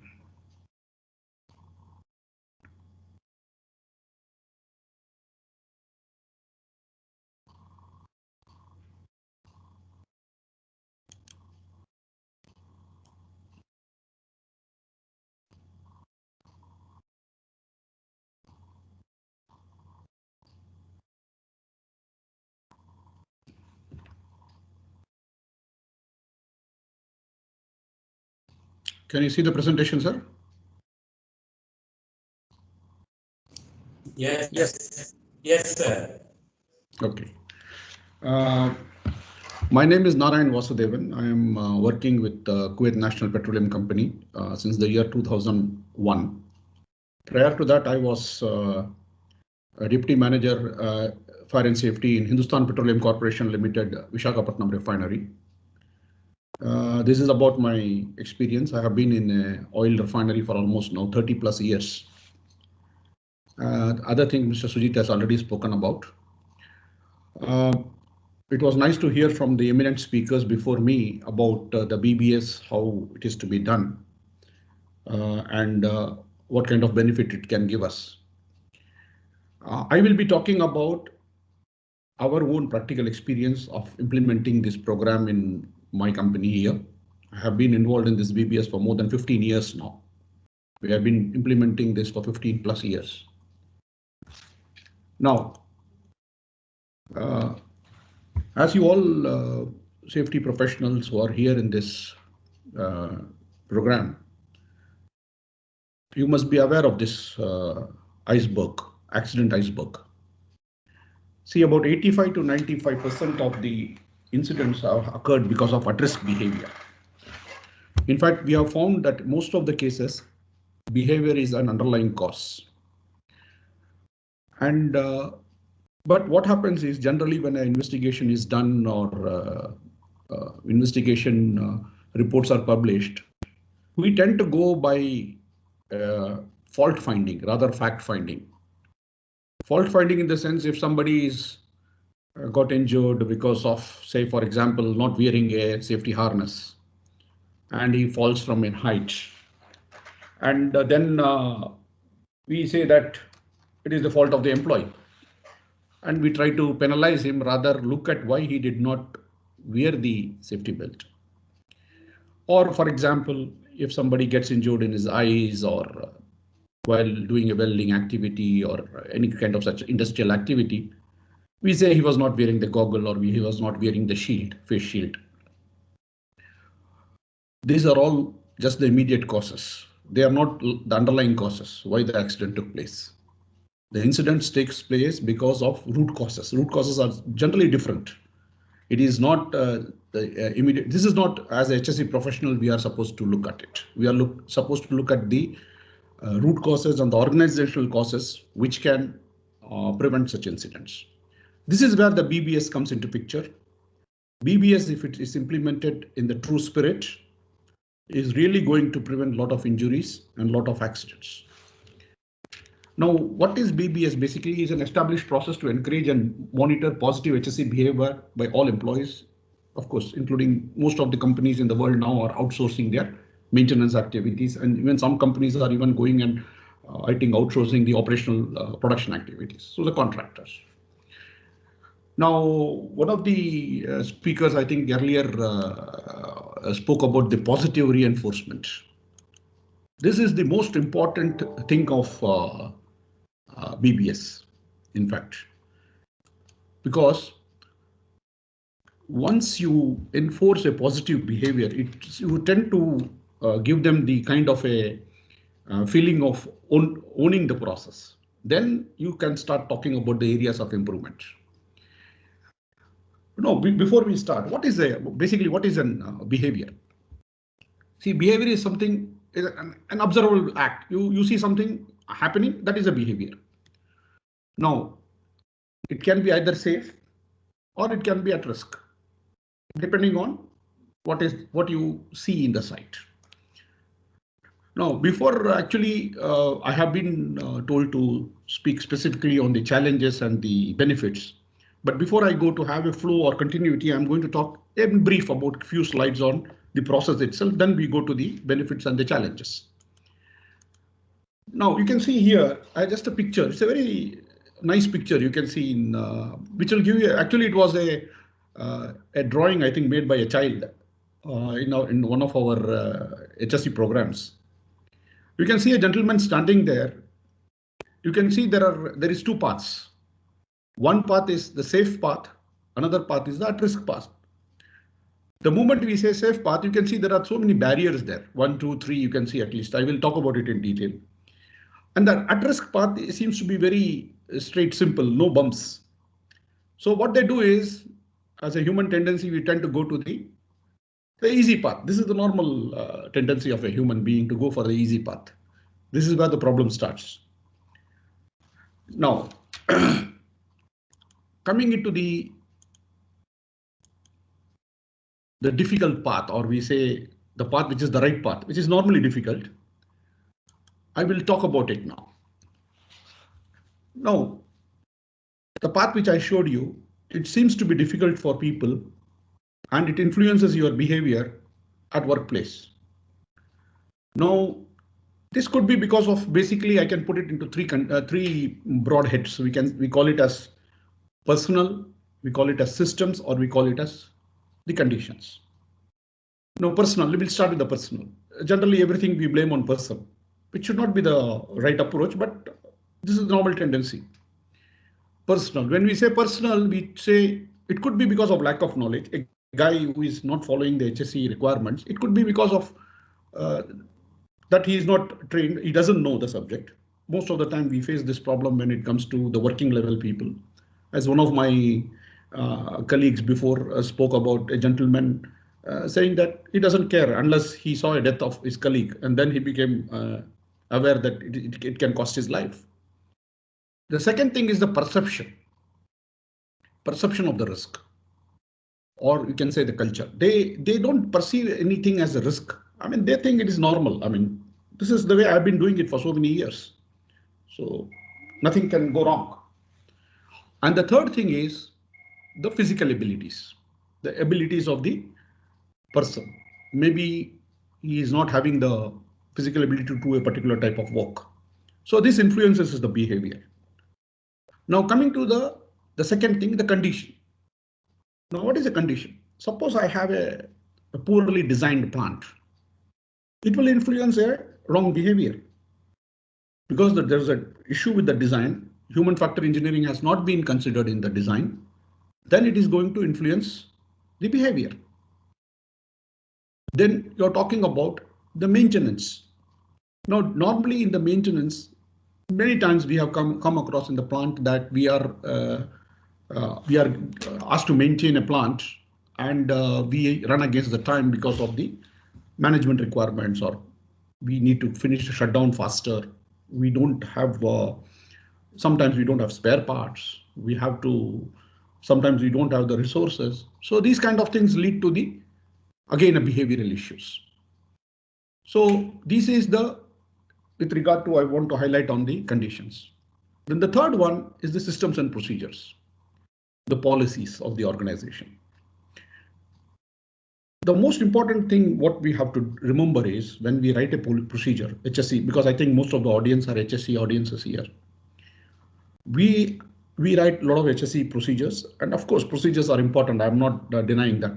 Procedures actually direct or give the right kind of guidance to the people to work in the right way.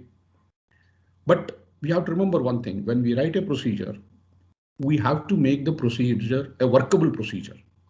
We cannot write a procedure just to be a safe procedure and it cannot be followed or it cannot be implemented.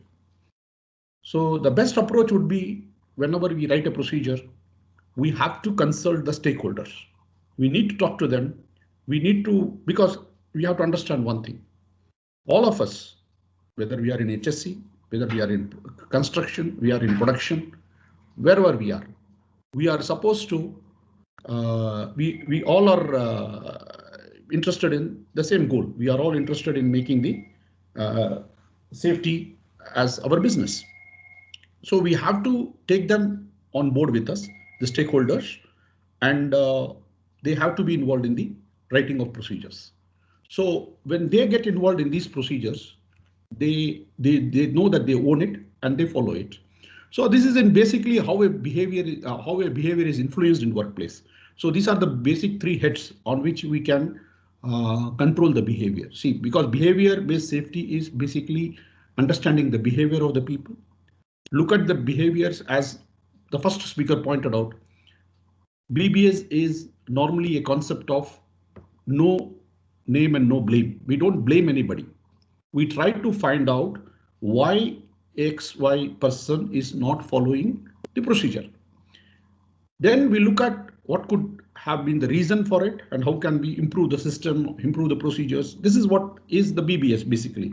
But he rightly pointed out, there will be about 4 to 5% of the people who deliberately do this, who deliberately don't want to follow the procedure. BBS doesn't work for such people. You'll have to go for the other mechanisms, as he rightly pointed out, the HR mechanisms. So now, basically, I just want to give you a small example before I go into the details. Now, it's a very simple example. All of you would have come across it. We call them as, in the BBS version, we call them as easy, difficult and impossible behavior. What is easy? It is well within the control of a person. Like if a behavior is in control of myself, for example, and it's a very simple example. I go to the plant, I have to wear a gloves, I have to work on a say hot surface, for example. I have my gloves, hand gloves, but I am putting it in my coverall. I don't put it on my hand. So this is a very simple, easy, controllable behavior. It's only that he was having the resources and he just didn't wear it. This is the easy behavior we call it as. The difficult ones are the same gloves. Maybe I have kept it in my operator shelter and I forgot, and I need to go back to my shelter to pick it up and come back. So this is slightly difficult because I need to go back. So these are the two types of behavior which are basically more like a behavior which can be immediately rectified at the site when we do these observations. Basically, I'm coming to the observations. When we go for the observations of the at the site, these are the two kind of behavior which can be immediately corrected. But the third one is the most difficult one, which is impossible. When we say impossible, that means it is not in the control of the person. He has not been provided with the gloves. So can you blame this employee for not following safety? You cannot. You are not supposed to, because he was not provided. You may have similar this is a very simple example. We have come across similar cases a lot. So this is what we try to do in this BBS. We try to look at the behavior of the people with respect to many factors, which I will come in the next slide. Basically, this slide is how we do the observations. You can see there are many bullets on which we work, and based on that we go one by one. We go by every bullet is being observed, and the most important thing when we do the observation is that we tell the people that we are observing you. It is not that we come as a behind a pillar and watching them what they are doing. No, this is not the way it should be done. It should be transparent. I tell him that I am so and so. I am here to do an observation. I'm just I'll just have a little chat with him. What is his job? What is he doing basically? And then I observe him for about 5 to 10 minutes, how he is doing the job using this checklist. I will not get into the details of the checklist because I think it has been covered by my previous speakers. But the whole thing, what I'm trying to say is, when we do the observations, we tell the people that you are being observed. And then the whole process starts. Now, basically, this is the process. We will identify we call it as ICB, Inventory of Critical Behaviors. So the behaviors are already listed. The ICBs are there in the previous slide, which I shared with you, the list of things which we check. That is called as ICB, Inventory of Critical Behaviors. We identify those, we go through those behaviors with respect to the site, what he is doing. Then we gather this data, whatever is there. And the most important thing of this process is provide feedback. This is what I think the first speaker spoke about. We have to give feedback. Now, when we give the feedback, we have to understand one thing. Everybody who is at a workplace is having an intention of working properly or safely, except the exception of few people who are always there who don't care for things, but generally they are there to go home safely.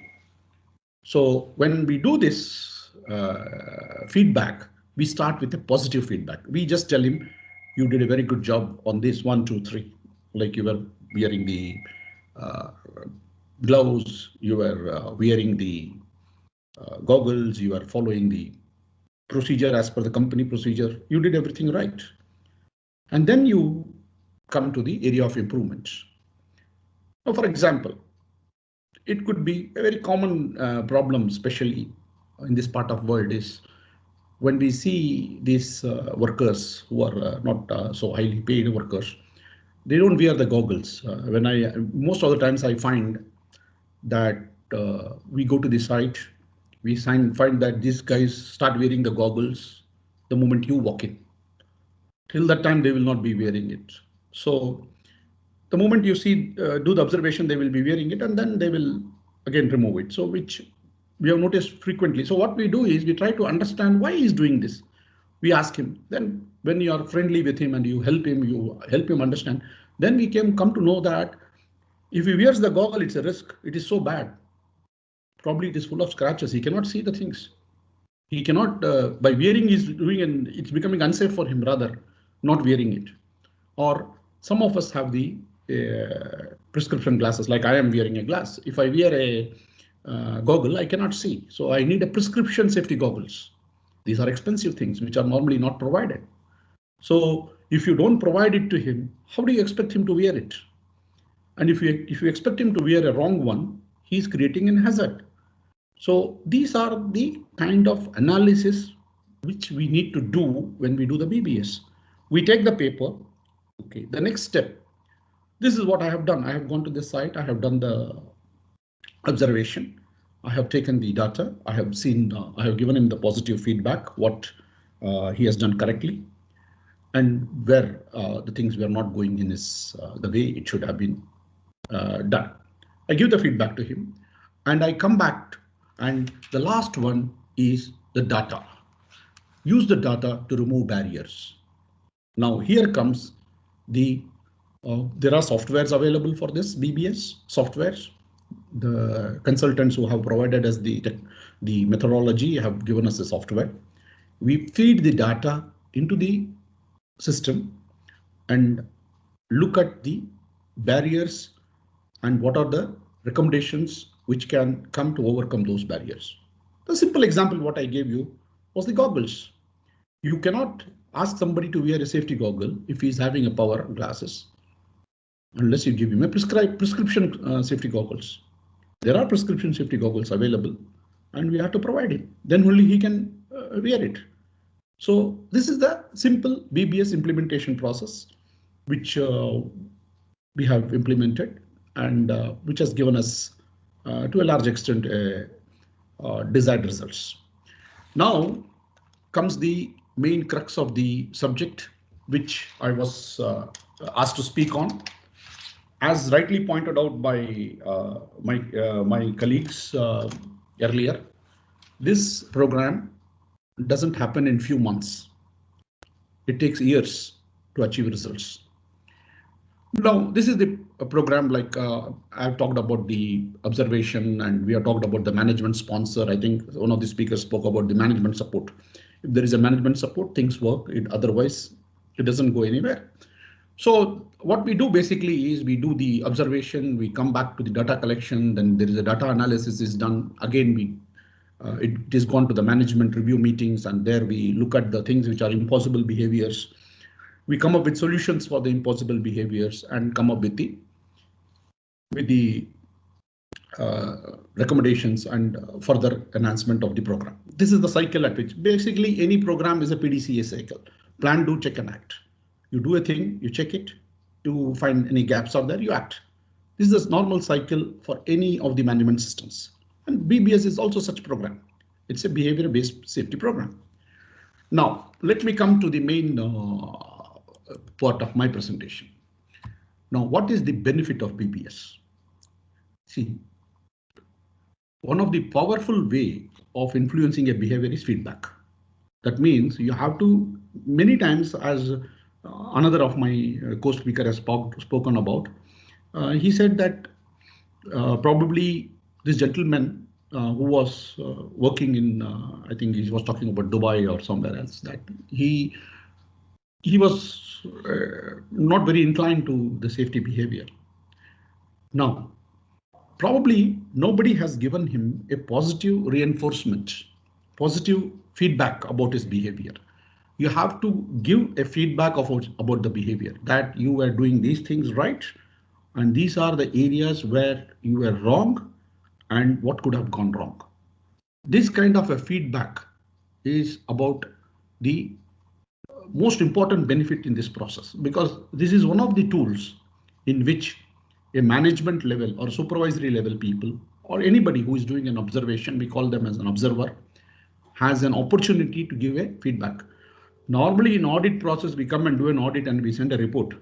That is not the way BBS is done. BBS is done as an observation. We do an observation and give a positive feedback. We give a feedback to the person directly that this is what I observed and this is what your areas of improvement are. So this is the first benefit of a BBS program. Then let me go to the, now, how does this feedback helps? We have to understand this, because feedback, what it will do is it will help the person change his risk perception. Somebody thinks that this is not normal for him. He will understand, no, there is a risk here. For example, I'll give you a very small example. I don't know how many of you have encountered with the confined space entries. In the confined space entries, normally we have to use dye penetration, DP test, we call it as dye penetration test by inspection and corrosion people. They spray the dye and they check the cracks in the weld joints.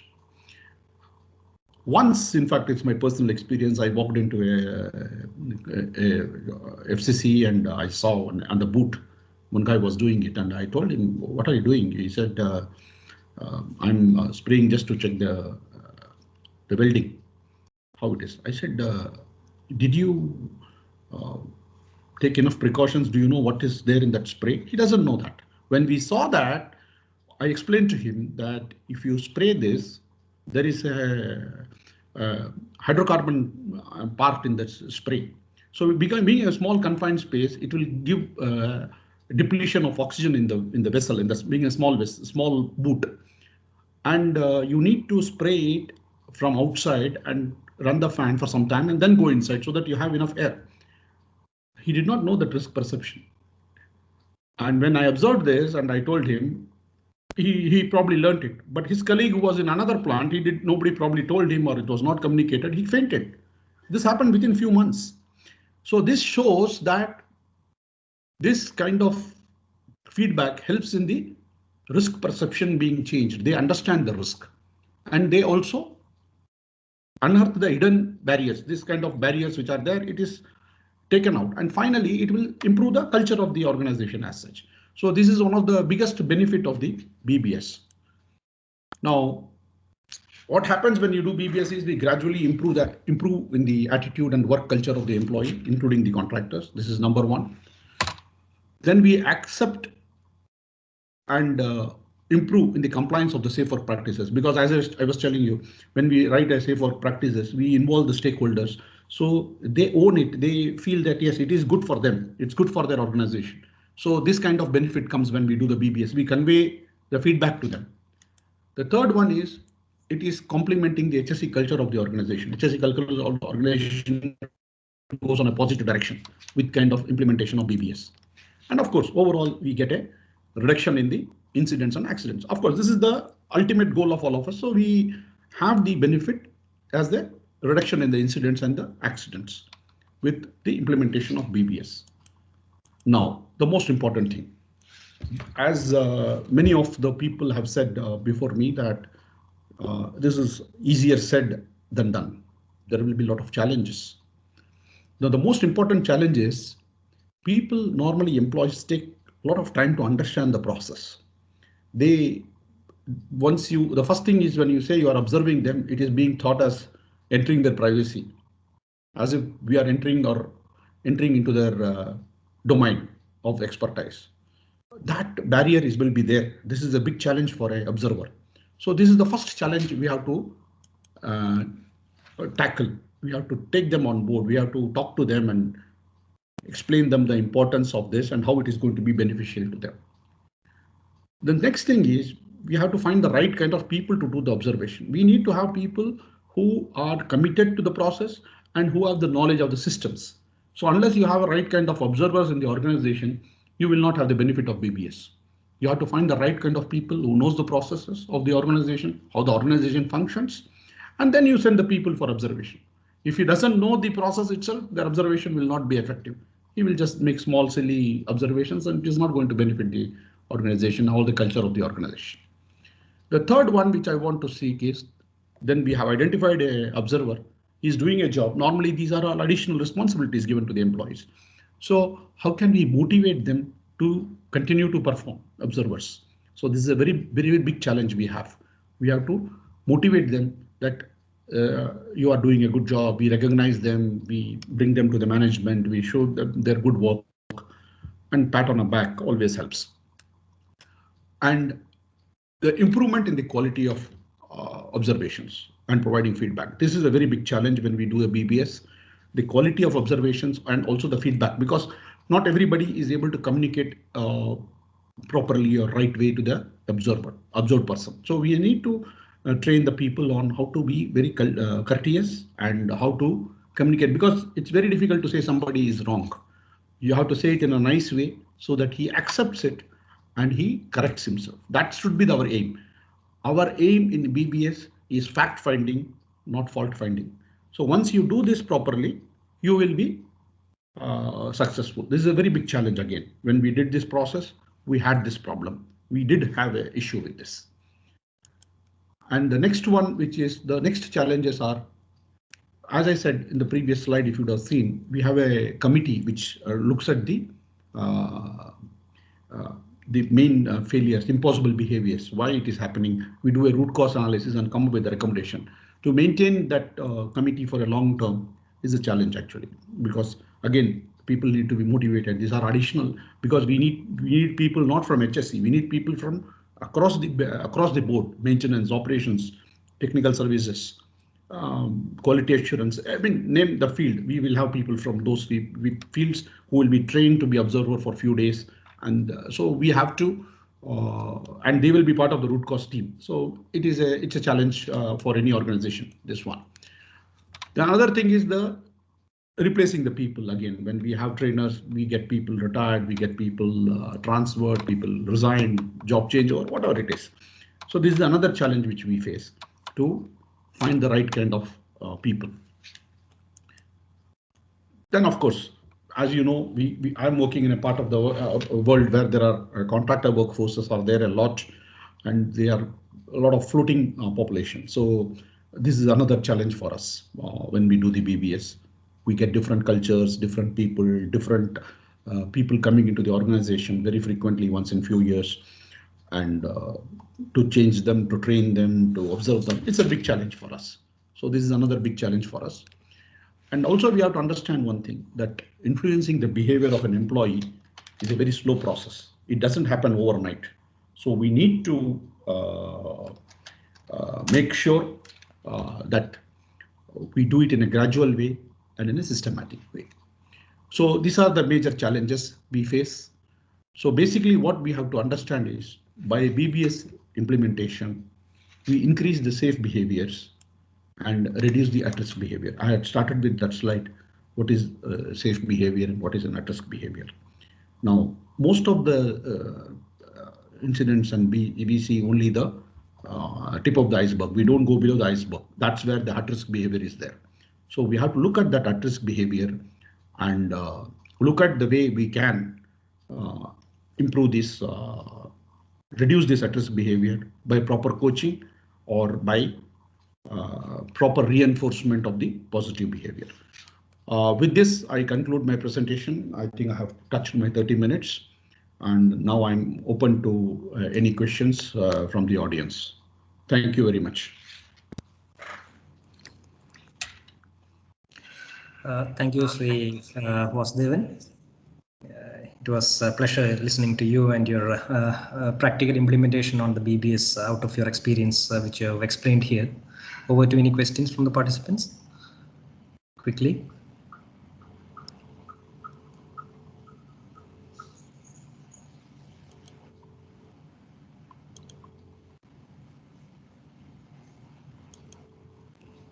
I think the presentation was quite clear and very explicitly explained. So any questions, as mentioned earlier, can be posted in the chat box. We'll be happy to take it up with the presenter.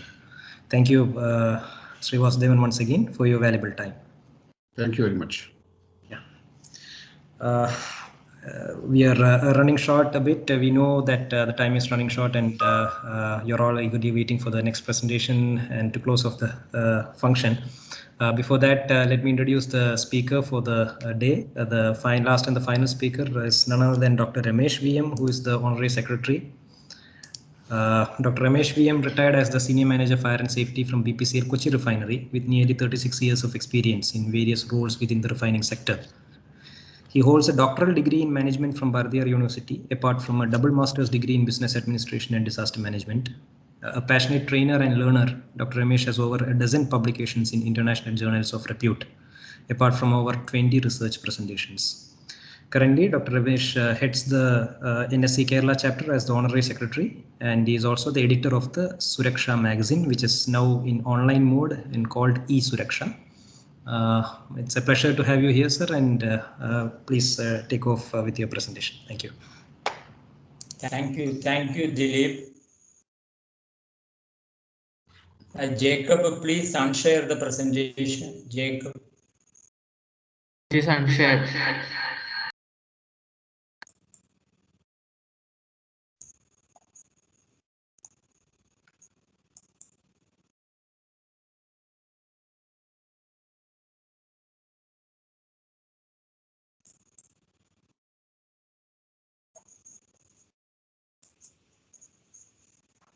Hello, good afternoon. Is the presentation visible? Hello? Hello, participants. Is the presentation visible? Yes. Okay. Yeah, it is visible. Okay, right. Good afternoon. Respected Shri P. Pramod, Director, Factories and Boilers, Government of Kerala, and Chairman, National Safety Council, Kerala Chapter. Shri Lalit R, Gabhane, Director General, National Safety Council of India, Mumbai. Shri Sanjay Khanna, Executive Director, Kochi Refinery. My dear speakers, Executive Committee members of National Safety Council, Kerala Chapter, and my dear participants, a warm good afternoon to you all. many industries are having behavior-based safety implemented in their unit. And it is up to them to ensure that the challenges mentioned are overcome in their respective unit. This BBS Day is an initiative of HSE Forum of National Safety Council Kerala chapter, which Mr. Pramod and Mr. Lalit Gabhane has rightly told. And BBS Day is commemorating the work of Shri W Heinrich, an industrial pioneer, whose research contribution serves as the basis for the theory of behavior-based safety. BBS Day was launched in the year 2020 and is up to the participants to take the BBS forward and understand that BBS applicable to all sectors, not only in industry, it is applicable to all industries, and also the observation shall be from chairman to watchman. So the exemption, age limit, gender limit, educational qualification, religion, designation are exempted, and the main focus is on capturing unsafe act. So let us see what is unsafe act. An unsafe act, also called unsafe behavior, means doing something that conflicts with the accepted and normal and correct procedure of your job. Chances of an accident are greatly increased whenever you perform an unsafe act. This is a toxic behavior in the workplace, and if left unchecked, it will spread and kill the organization. There are a lot of challenges for the behavior safety. And one of the challenges what we are facing is the current COVID-19 pandemic, because there are containment zones, there are lockdowns and triple lockdowns. Lot of challenges are there in front of us. With your support, we managed to conduct such a program with good number of participation. And what I want to tell why we have selected this webinar, BBS Challenges Ahead. BBS is an excellent tool for collecting data on the quality of the company's safety management system. It is a scientific way to understand why people behave the way they do when it comes to safety. So properly applied and effective next step towards creating a truly proactive safety culture where loss prevention is a core value. Conceptually easy to understand, but often hard to implement and sustain. That is why we have chosen this subject, Challenges Ahead. So participants here are from 26 different industries, and hope this webinar will enable them to give life to behavior-based safety in their units or their institution. Implementation video was developed by HSE Forum of National Safety Council Kerala chapter and is available in the Facebook page of HSE Forum Kerala. Now, many industries are focusing on reporting near miss, and even target is given to have this much of near miss during the financial year. Hope you all are aware of the Heinrich triangle, in which unsafe acts are at the bottom place. Near miss is reported after the incident has occurred, but unsafe act is observed during the field inspection before the occurrence of any incident and corrected at the site itself. Industries to give more thrust to capture unsafe acts at the work site. Dear participants, BBS observation is the voluntary, as earlier speakers has also rightly told, to save your brother by correcting unsafe act before an incident happens. Friends, here we had 4 speakers Shri Paul Brown talked about the challenges faced by the BBS. He had explained about the 7 challenges. Mr. Martin spoke on safety culture, which is the essence of behavior-based safety. And Josie John, he spoke about mind matters and consequences determines the behavior.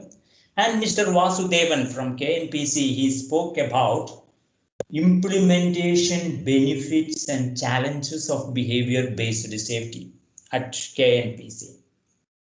And Mr. Josie John also mentioned one important thing, human safety audit. That also, I feel it is a very good subject. So the subject what we have taken is relevant to the current scenarios. So the challenges mentioned here are based on our experience, interaction, and with the industry officials, academicians, and review of research literature available on the subject. Let us see what are the challenges. These challenges are the management contribute some challenges and employees also contribute some challenges. And other factors are also there. That is why it is marked like COVID and other disasters are also there. That is also challenge for behavior-based safety. Punishment-focused safety culture. Punishment-focused safety culture means if employees are fearful of being reprimanded or terminated for pointing out unsafe acts of a job site, they are less likely to report hazards. So the implementation and the conductance of behavior-based safety observations are to be communicated to all. Such fear should not be there in the mind of any employee. And earlier, Mr. Vasudevan told about blame game, no name should be mentioned. Here, the blame game, what I am telling is totally different. This blame game is the safety onus is shifted entirely onto the employee, blaming and shaming employees for the unsafe behavior at work site. That should not happen. We should not blame the employee because he is the observer. Then there are a lot of barriers to the safe behavior are there. People are forced to do at-risk behavior due to barriers. What are those barriers? Unsafe conditions, targets, timeline pressures. Target is there, timeline pressures are there, uncomfortable personal protective equipment, lack of job clarity. These are the barriers. And managers as culture bearers. Here what will happen is managers often say, we will always have time to work safely.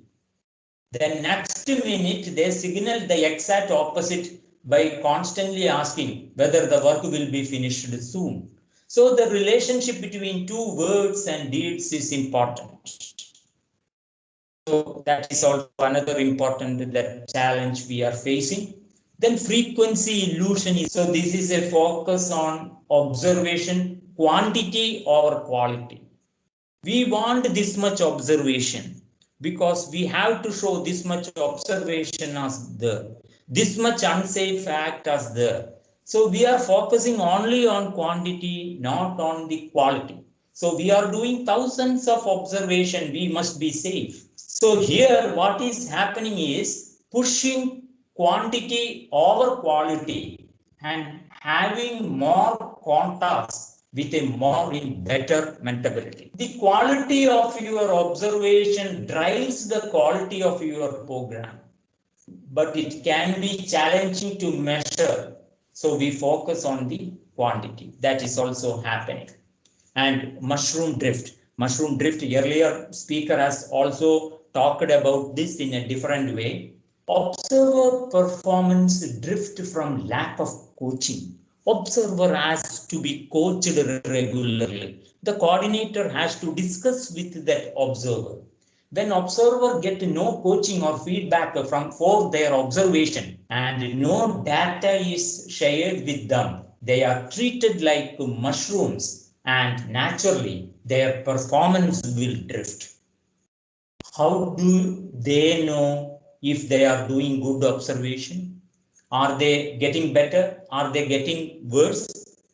This is like shooting a free throw blindfolded. That is the thing happening. And another challenge is dinosaur observations. Dinosaur observation, the dinosaur is a very old animal that you might have seen in Jurassic Park and all. This is not adjusting the observation strategy over time as exposure changes.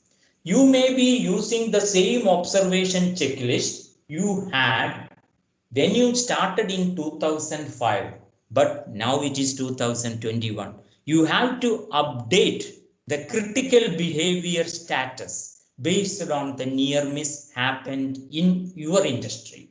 Okay. So are you using the data to adjust what you look for? So the old critical behavior will not serve the purpose for the behavior-based safety. And interaction with the observer, coordinator shall conduct a regular meeting with the observers in his or her section. Explain the quality of observation, get feedback for the observation made, discuss on unclosed at risk behavior, if any. And BBS scoreboard.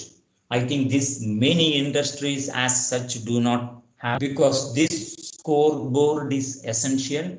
How much unsafe act was reported till yesterday evening. This has to be brought to the notice of entire employees. BBS scoreboard shall be there. And rewarding the observers. That is the positive reinforcement. You can reward the best observers. Observers are to be rewarded for capturing unsafe act and closing the at-risk behavior. And employee training to all employees on behavior-based safety, including contract workers.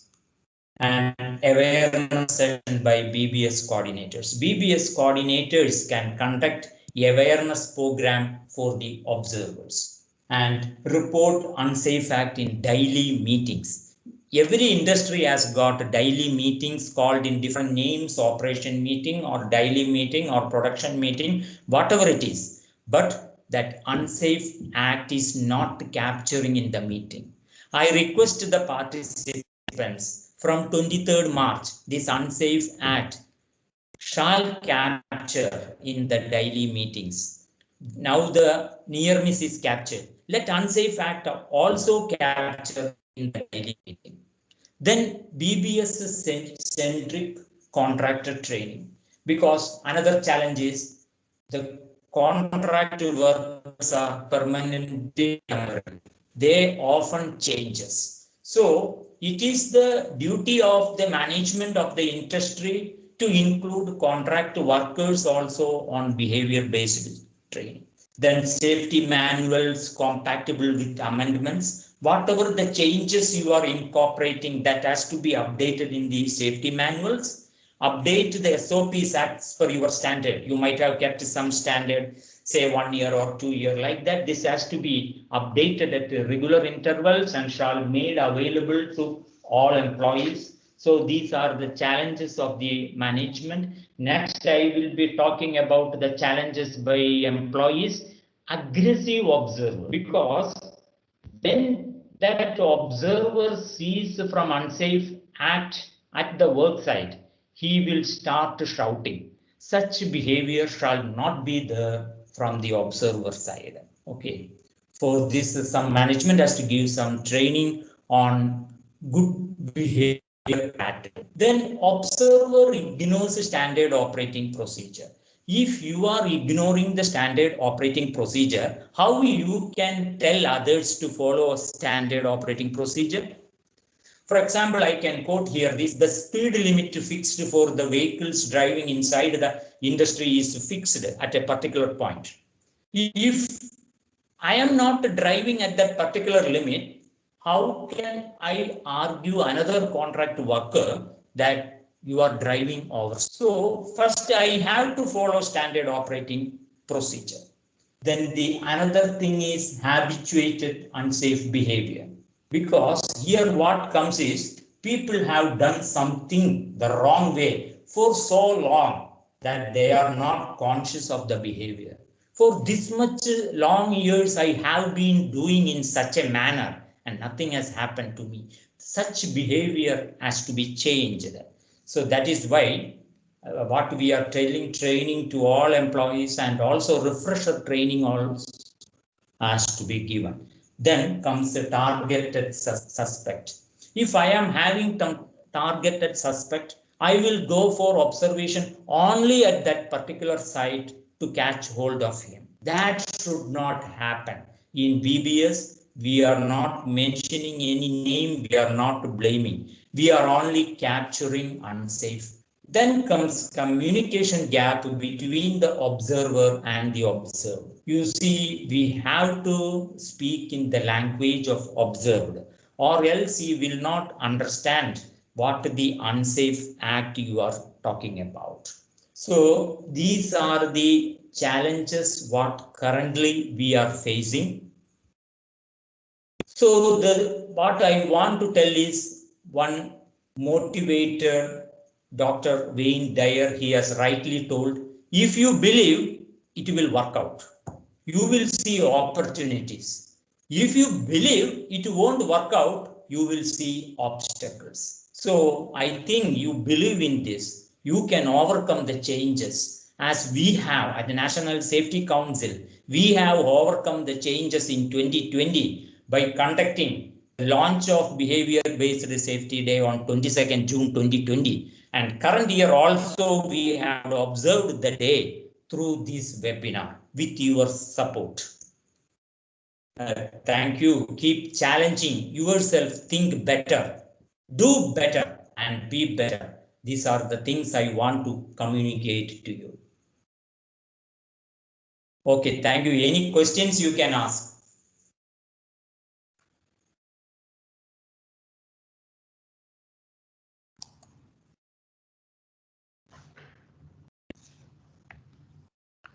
Okay, thank you, Dr. Ramesh. I think the concepts were very clearly explained in a practical way. Any questions, please?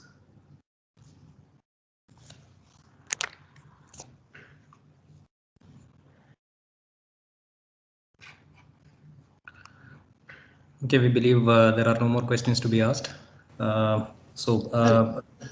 Yeah, anyone?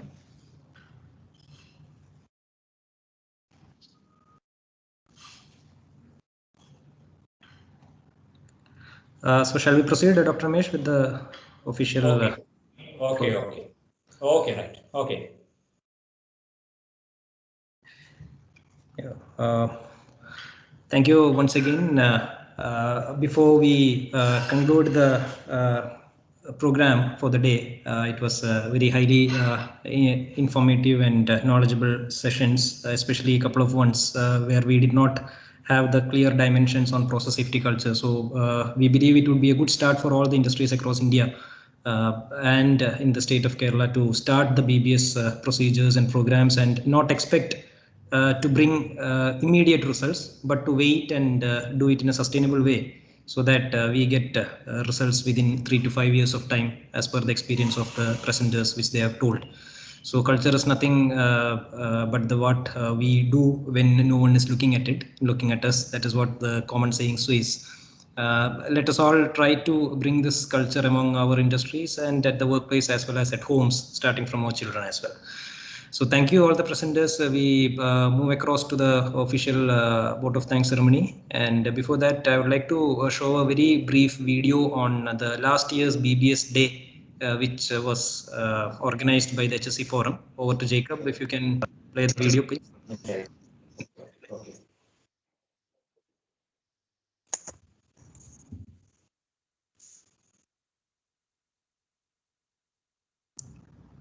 So it all started in 22nd June 2020, where the HSE Forum at that time, in association with the NSC-Kerala chapter, decided to organize such a webinar and such a day for observing BBS.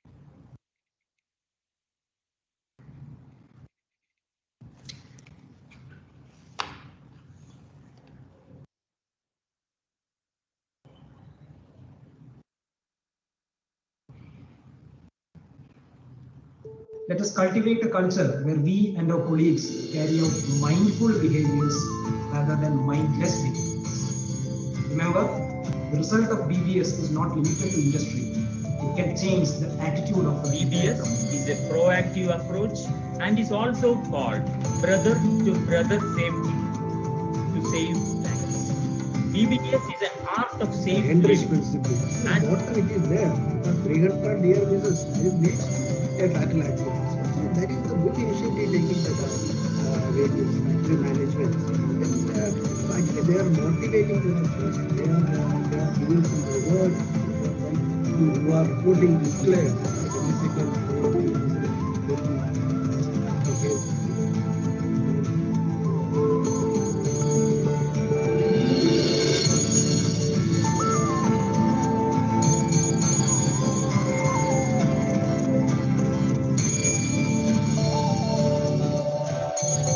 I can stop unsafe acts and I will. I can stop unsafe acts and I will. HSE Forum is also organizing 2 webinars on 22nd June 2020 to spread the message and importance of BBS. Point is, this is the kind of behavior based culture. Way back I remember maybe in the past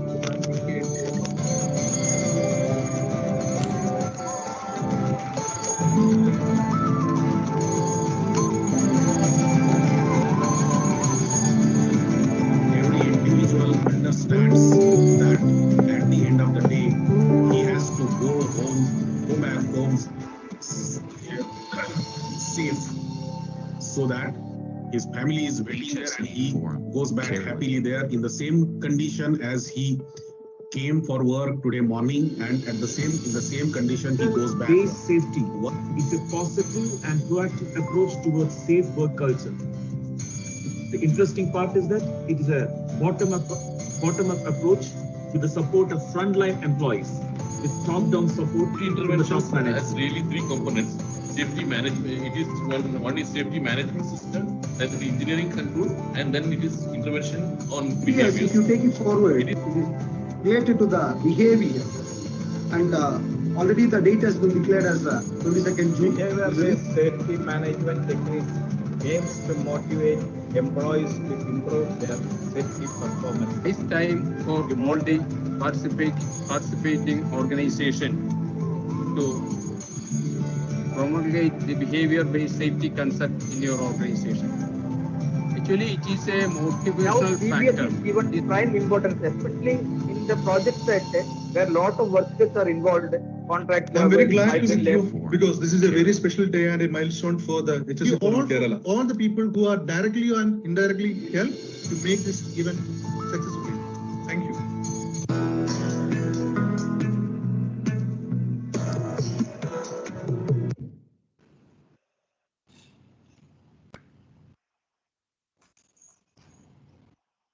I invite Mr. Dilip Madhavan to propose vote of thanks. Thank you, Dr. Ramesh. Thank you, Jacob. So it's a privilege to have been asked to propose a vote of thanks on this occasion. I have been speaking a lot along with the speakers. Sorry for that. As the saying goes, all is well that ends well. So I, on behalf of the National Safety Council Kerala chapter, extend a very hearty vote of thanks to Shri P Pramod, Director Factories and Boilers and Chairman National Safety Council Kerala chapter, who blessed us with his presence and took out valuable time of his busy schedule to deliver the welcome address. I thank Shri Lalit Gabhane, Director General, National Safety Council of India, the prestigious organization set up over 55 years back on 4th March for inaugurating this webinar formally. I also thank Shri Sanjay Khanna, the Executive Director, BPCL Kochi Refinery, for sparing us valuable time to attend today's webinar and deliver felicitations. I express my deep gratitude to all our presenters. We had 5 of them in all. We had very carefully selected and highly informative sessions today. Mr. Paul Crow from Safe Start started the first session on challenges faced by BBS. Mr. Martin Fernandez from Wycom System shared his views on safety culture survey. Sri Josie John, Corporate Safety Head, Tata Consultancy Engineers, shared his expertise on human behavior studies. Sri Narayanan Vasudevan from KNPC Kuwait briefed us on benefits and challenges in BBS implementation. And finally, Dr. Ramesh from National Safety Council Kerala chapter summarized on the forward path in BBS. Thank you all, dear presenters. I also take this opportunity to extend a big thanks to Shri Abdul Manaf, AGM Safety, Cochin Shipyard, who delivered the BBS pledge. I congratulate and thank all the participants from various parts of the globe who took their valuable time to attend this program in great numbers. You are the strength and motivation for conducting such programs even amidst these tough times. I thank all the organizations and managements for nominating their employees to enhance the knowledge in the sensitive topics, the human behavior. Last but not the least, a big thanks to the National Safety Council under the leadership of Dr. Ramesh, our office bearers, the Executive Committee and the HSE Forum members for the timeless efforts put into making this event a good success. Thank you, Ms. Samrin, for anchoring the event. Let me conclude by quoting the words of John F. Kennedy, the late American president. As we express our gratitude, we must never forget that the highest appreciation is not to utter words, but to live by them. As always, we used to say, let us make sure to transfer this knowledge shared to us to whoever possible and keep working towards our dream of zero harm. Thank you all. Over to Dr. Ramesh. Thank you, dear participants, because your participants made the program a grand success. Kindly take the challenges what you have learned and also improve the behavior-based safety in your organization and go forward. Thanks a lot. Thanks a lot. Okay. Okay, dear participants, good afternoon. Thank you. Jacob?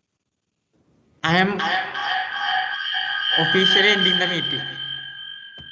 Okay. Okay. Dr. Ramesh, I think we can share the presentations with the participants in the email IDs if they require. In the email IDs, we will be forwarding their certificates, and also the Google form is also there, Dilip. One feedback form. Yeah. Please, dear all, please fill up the Google forms on the feedback, which will help us to improve on our future presentations or this kind of programs as well. Jacob, please share the Google form in the chat box as well, please. Okay.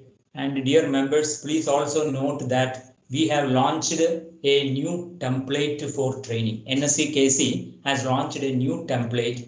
You can see the tagline, safety touches everyone. I think which is the need of the hour. It is for the BBS also. Safety touches everyone.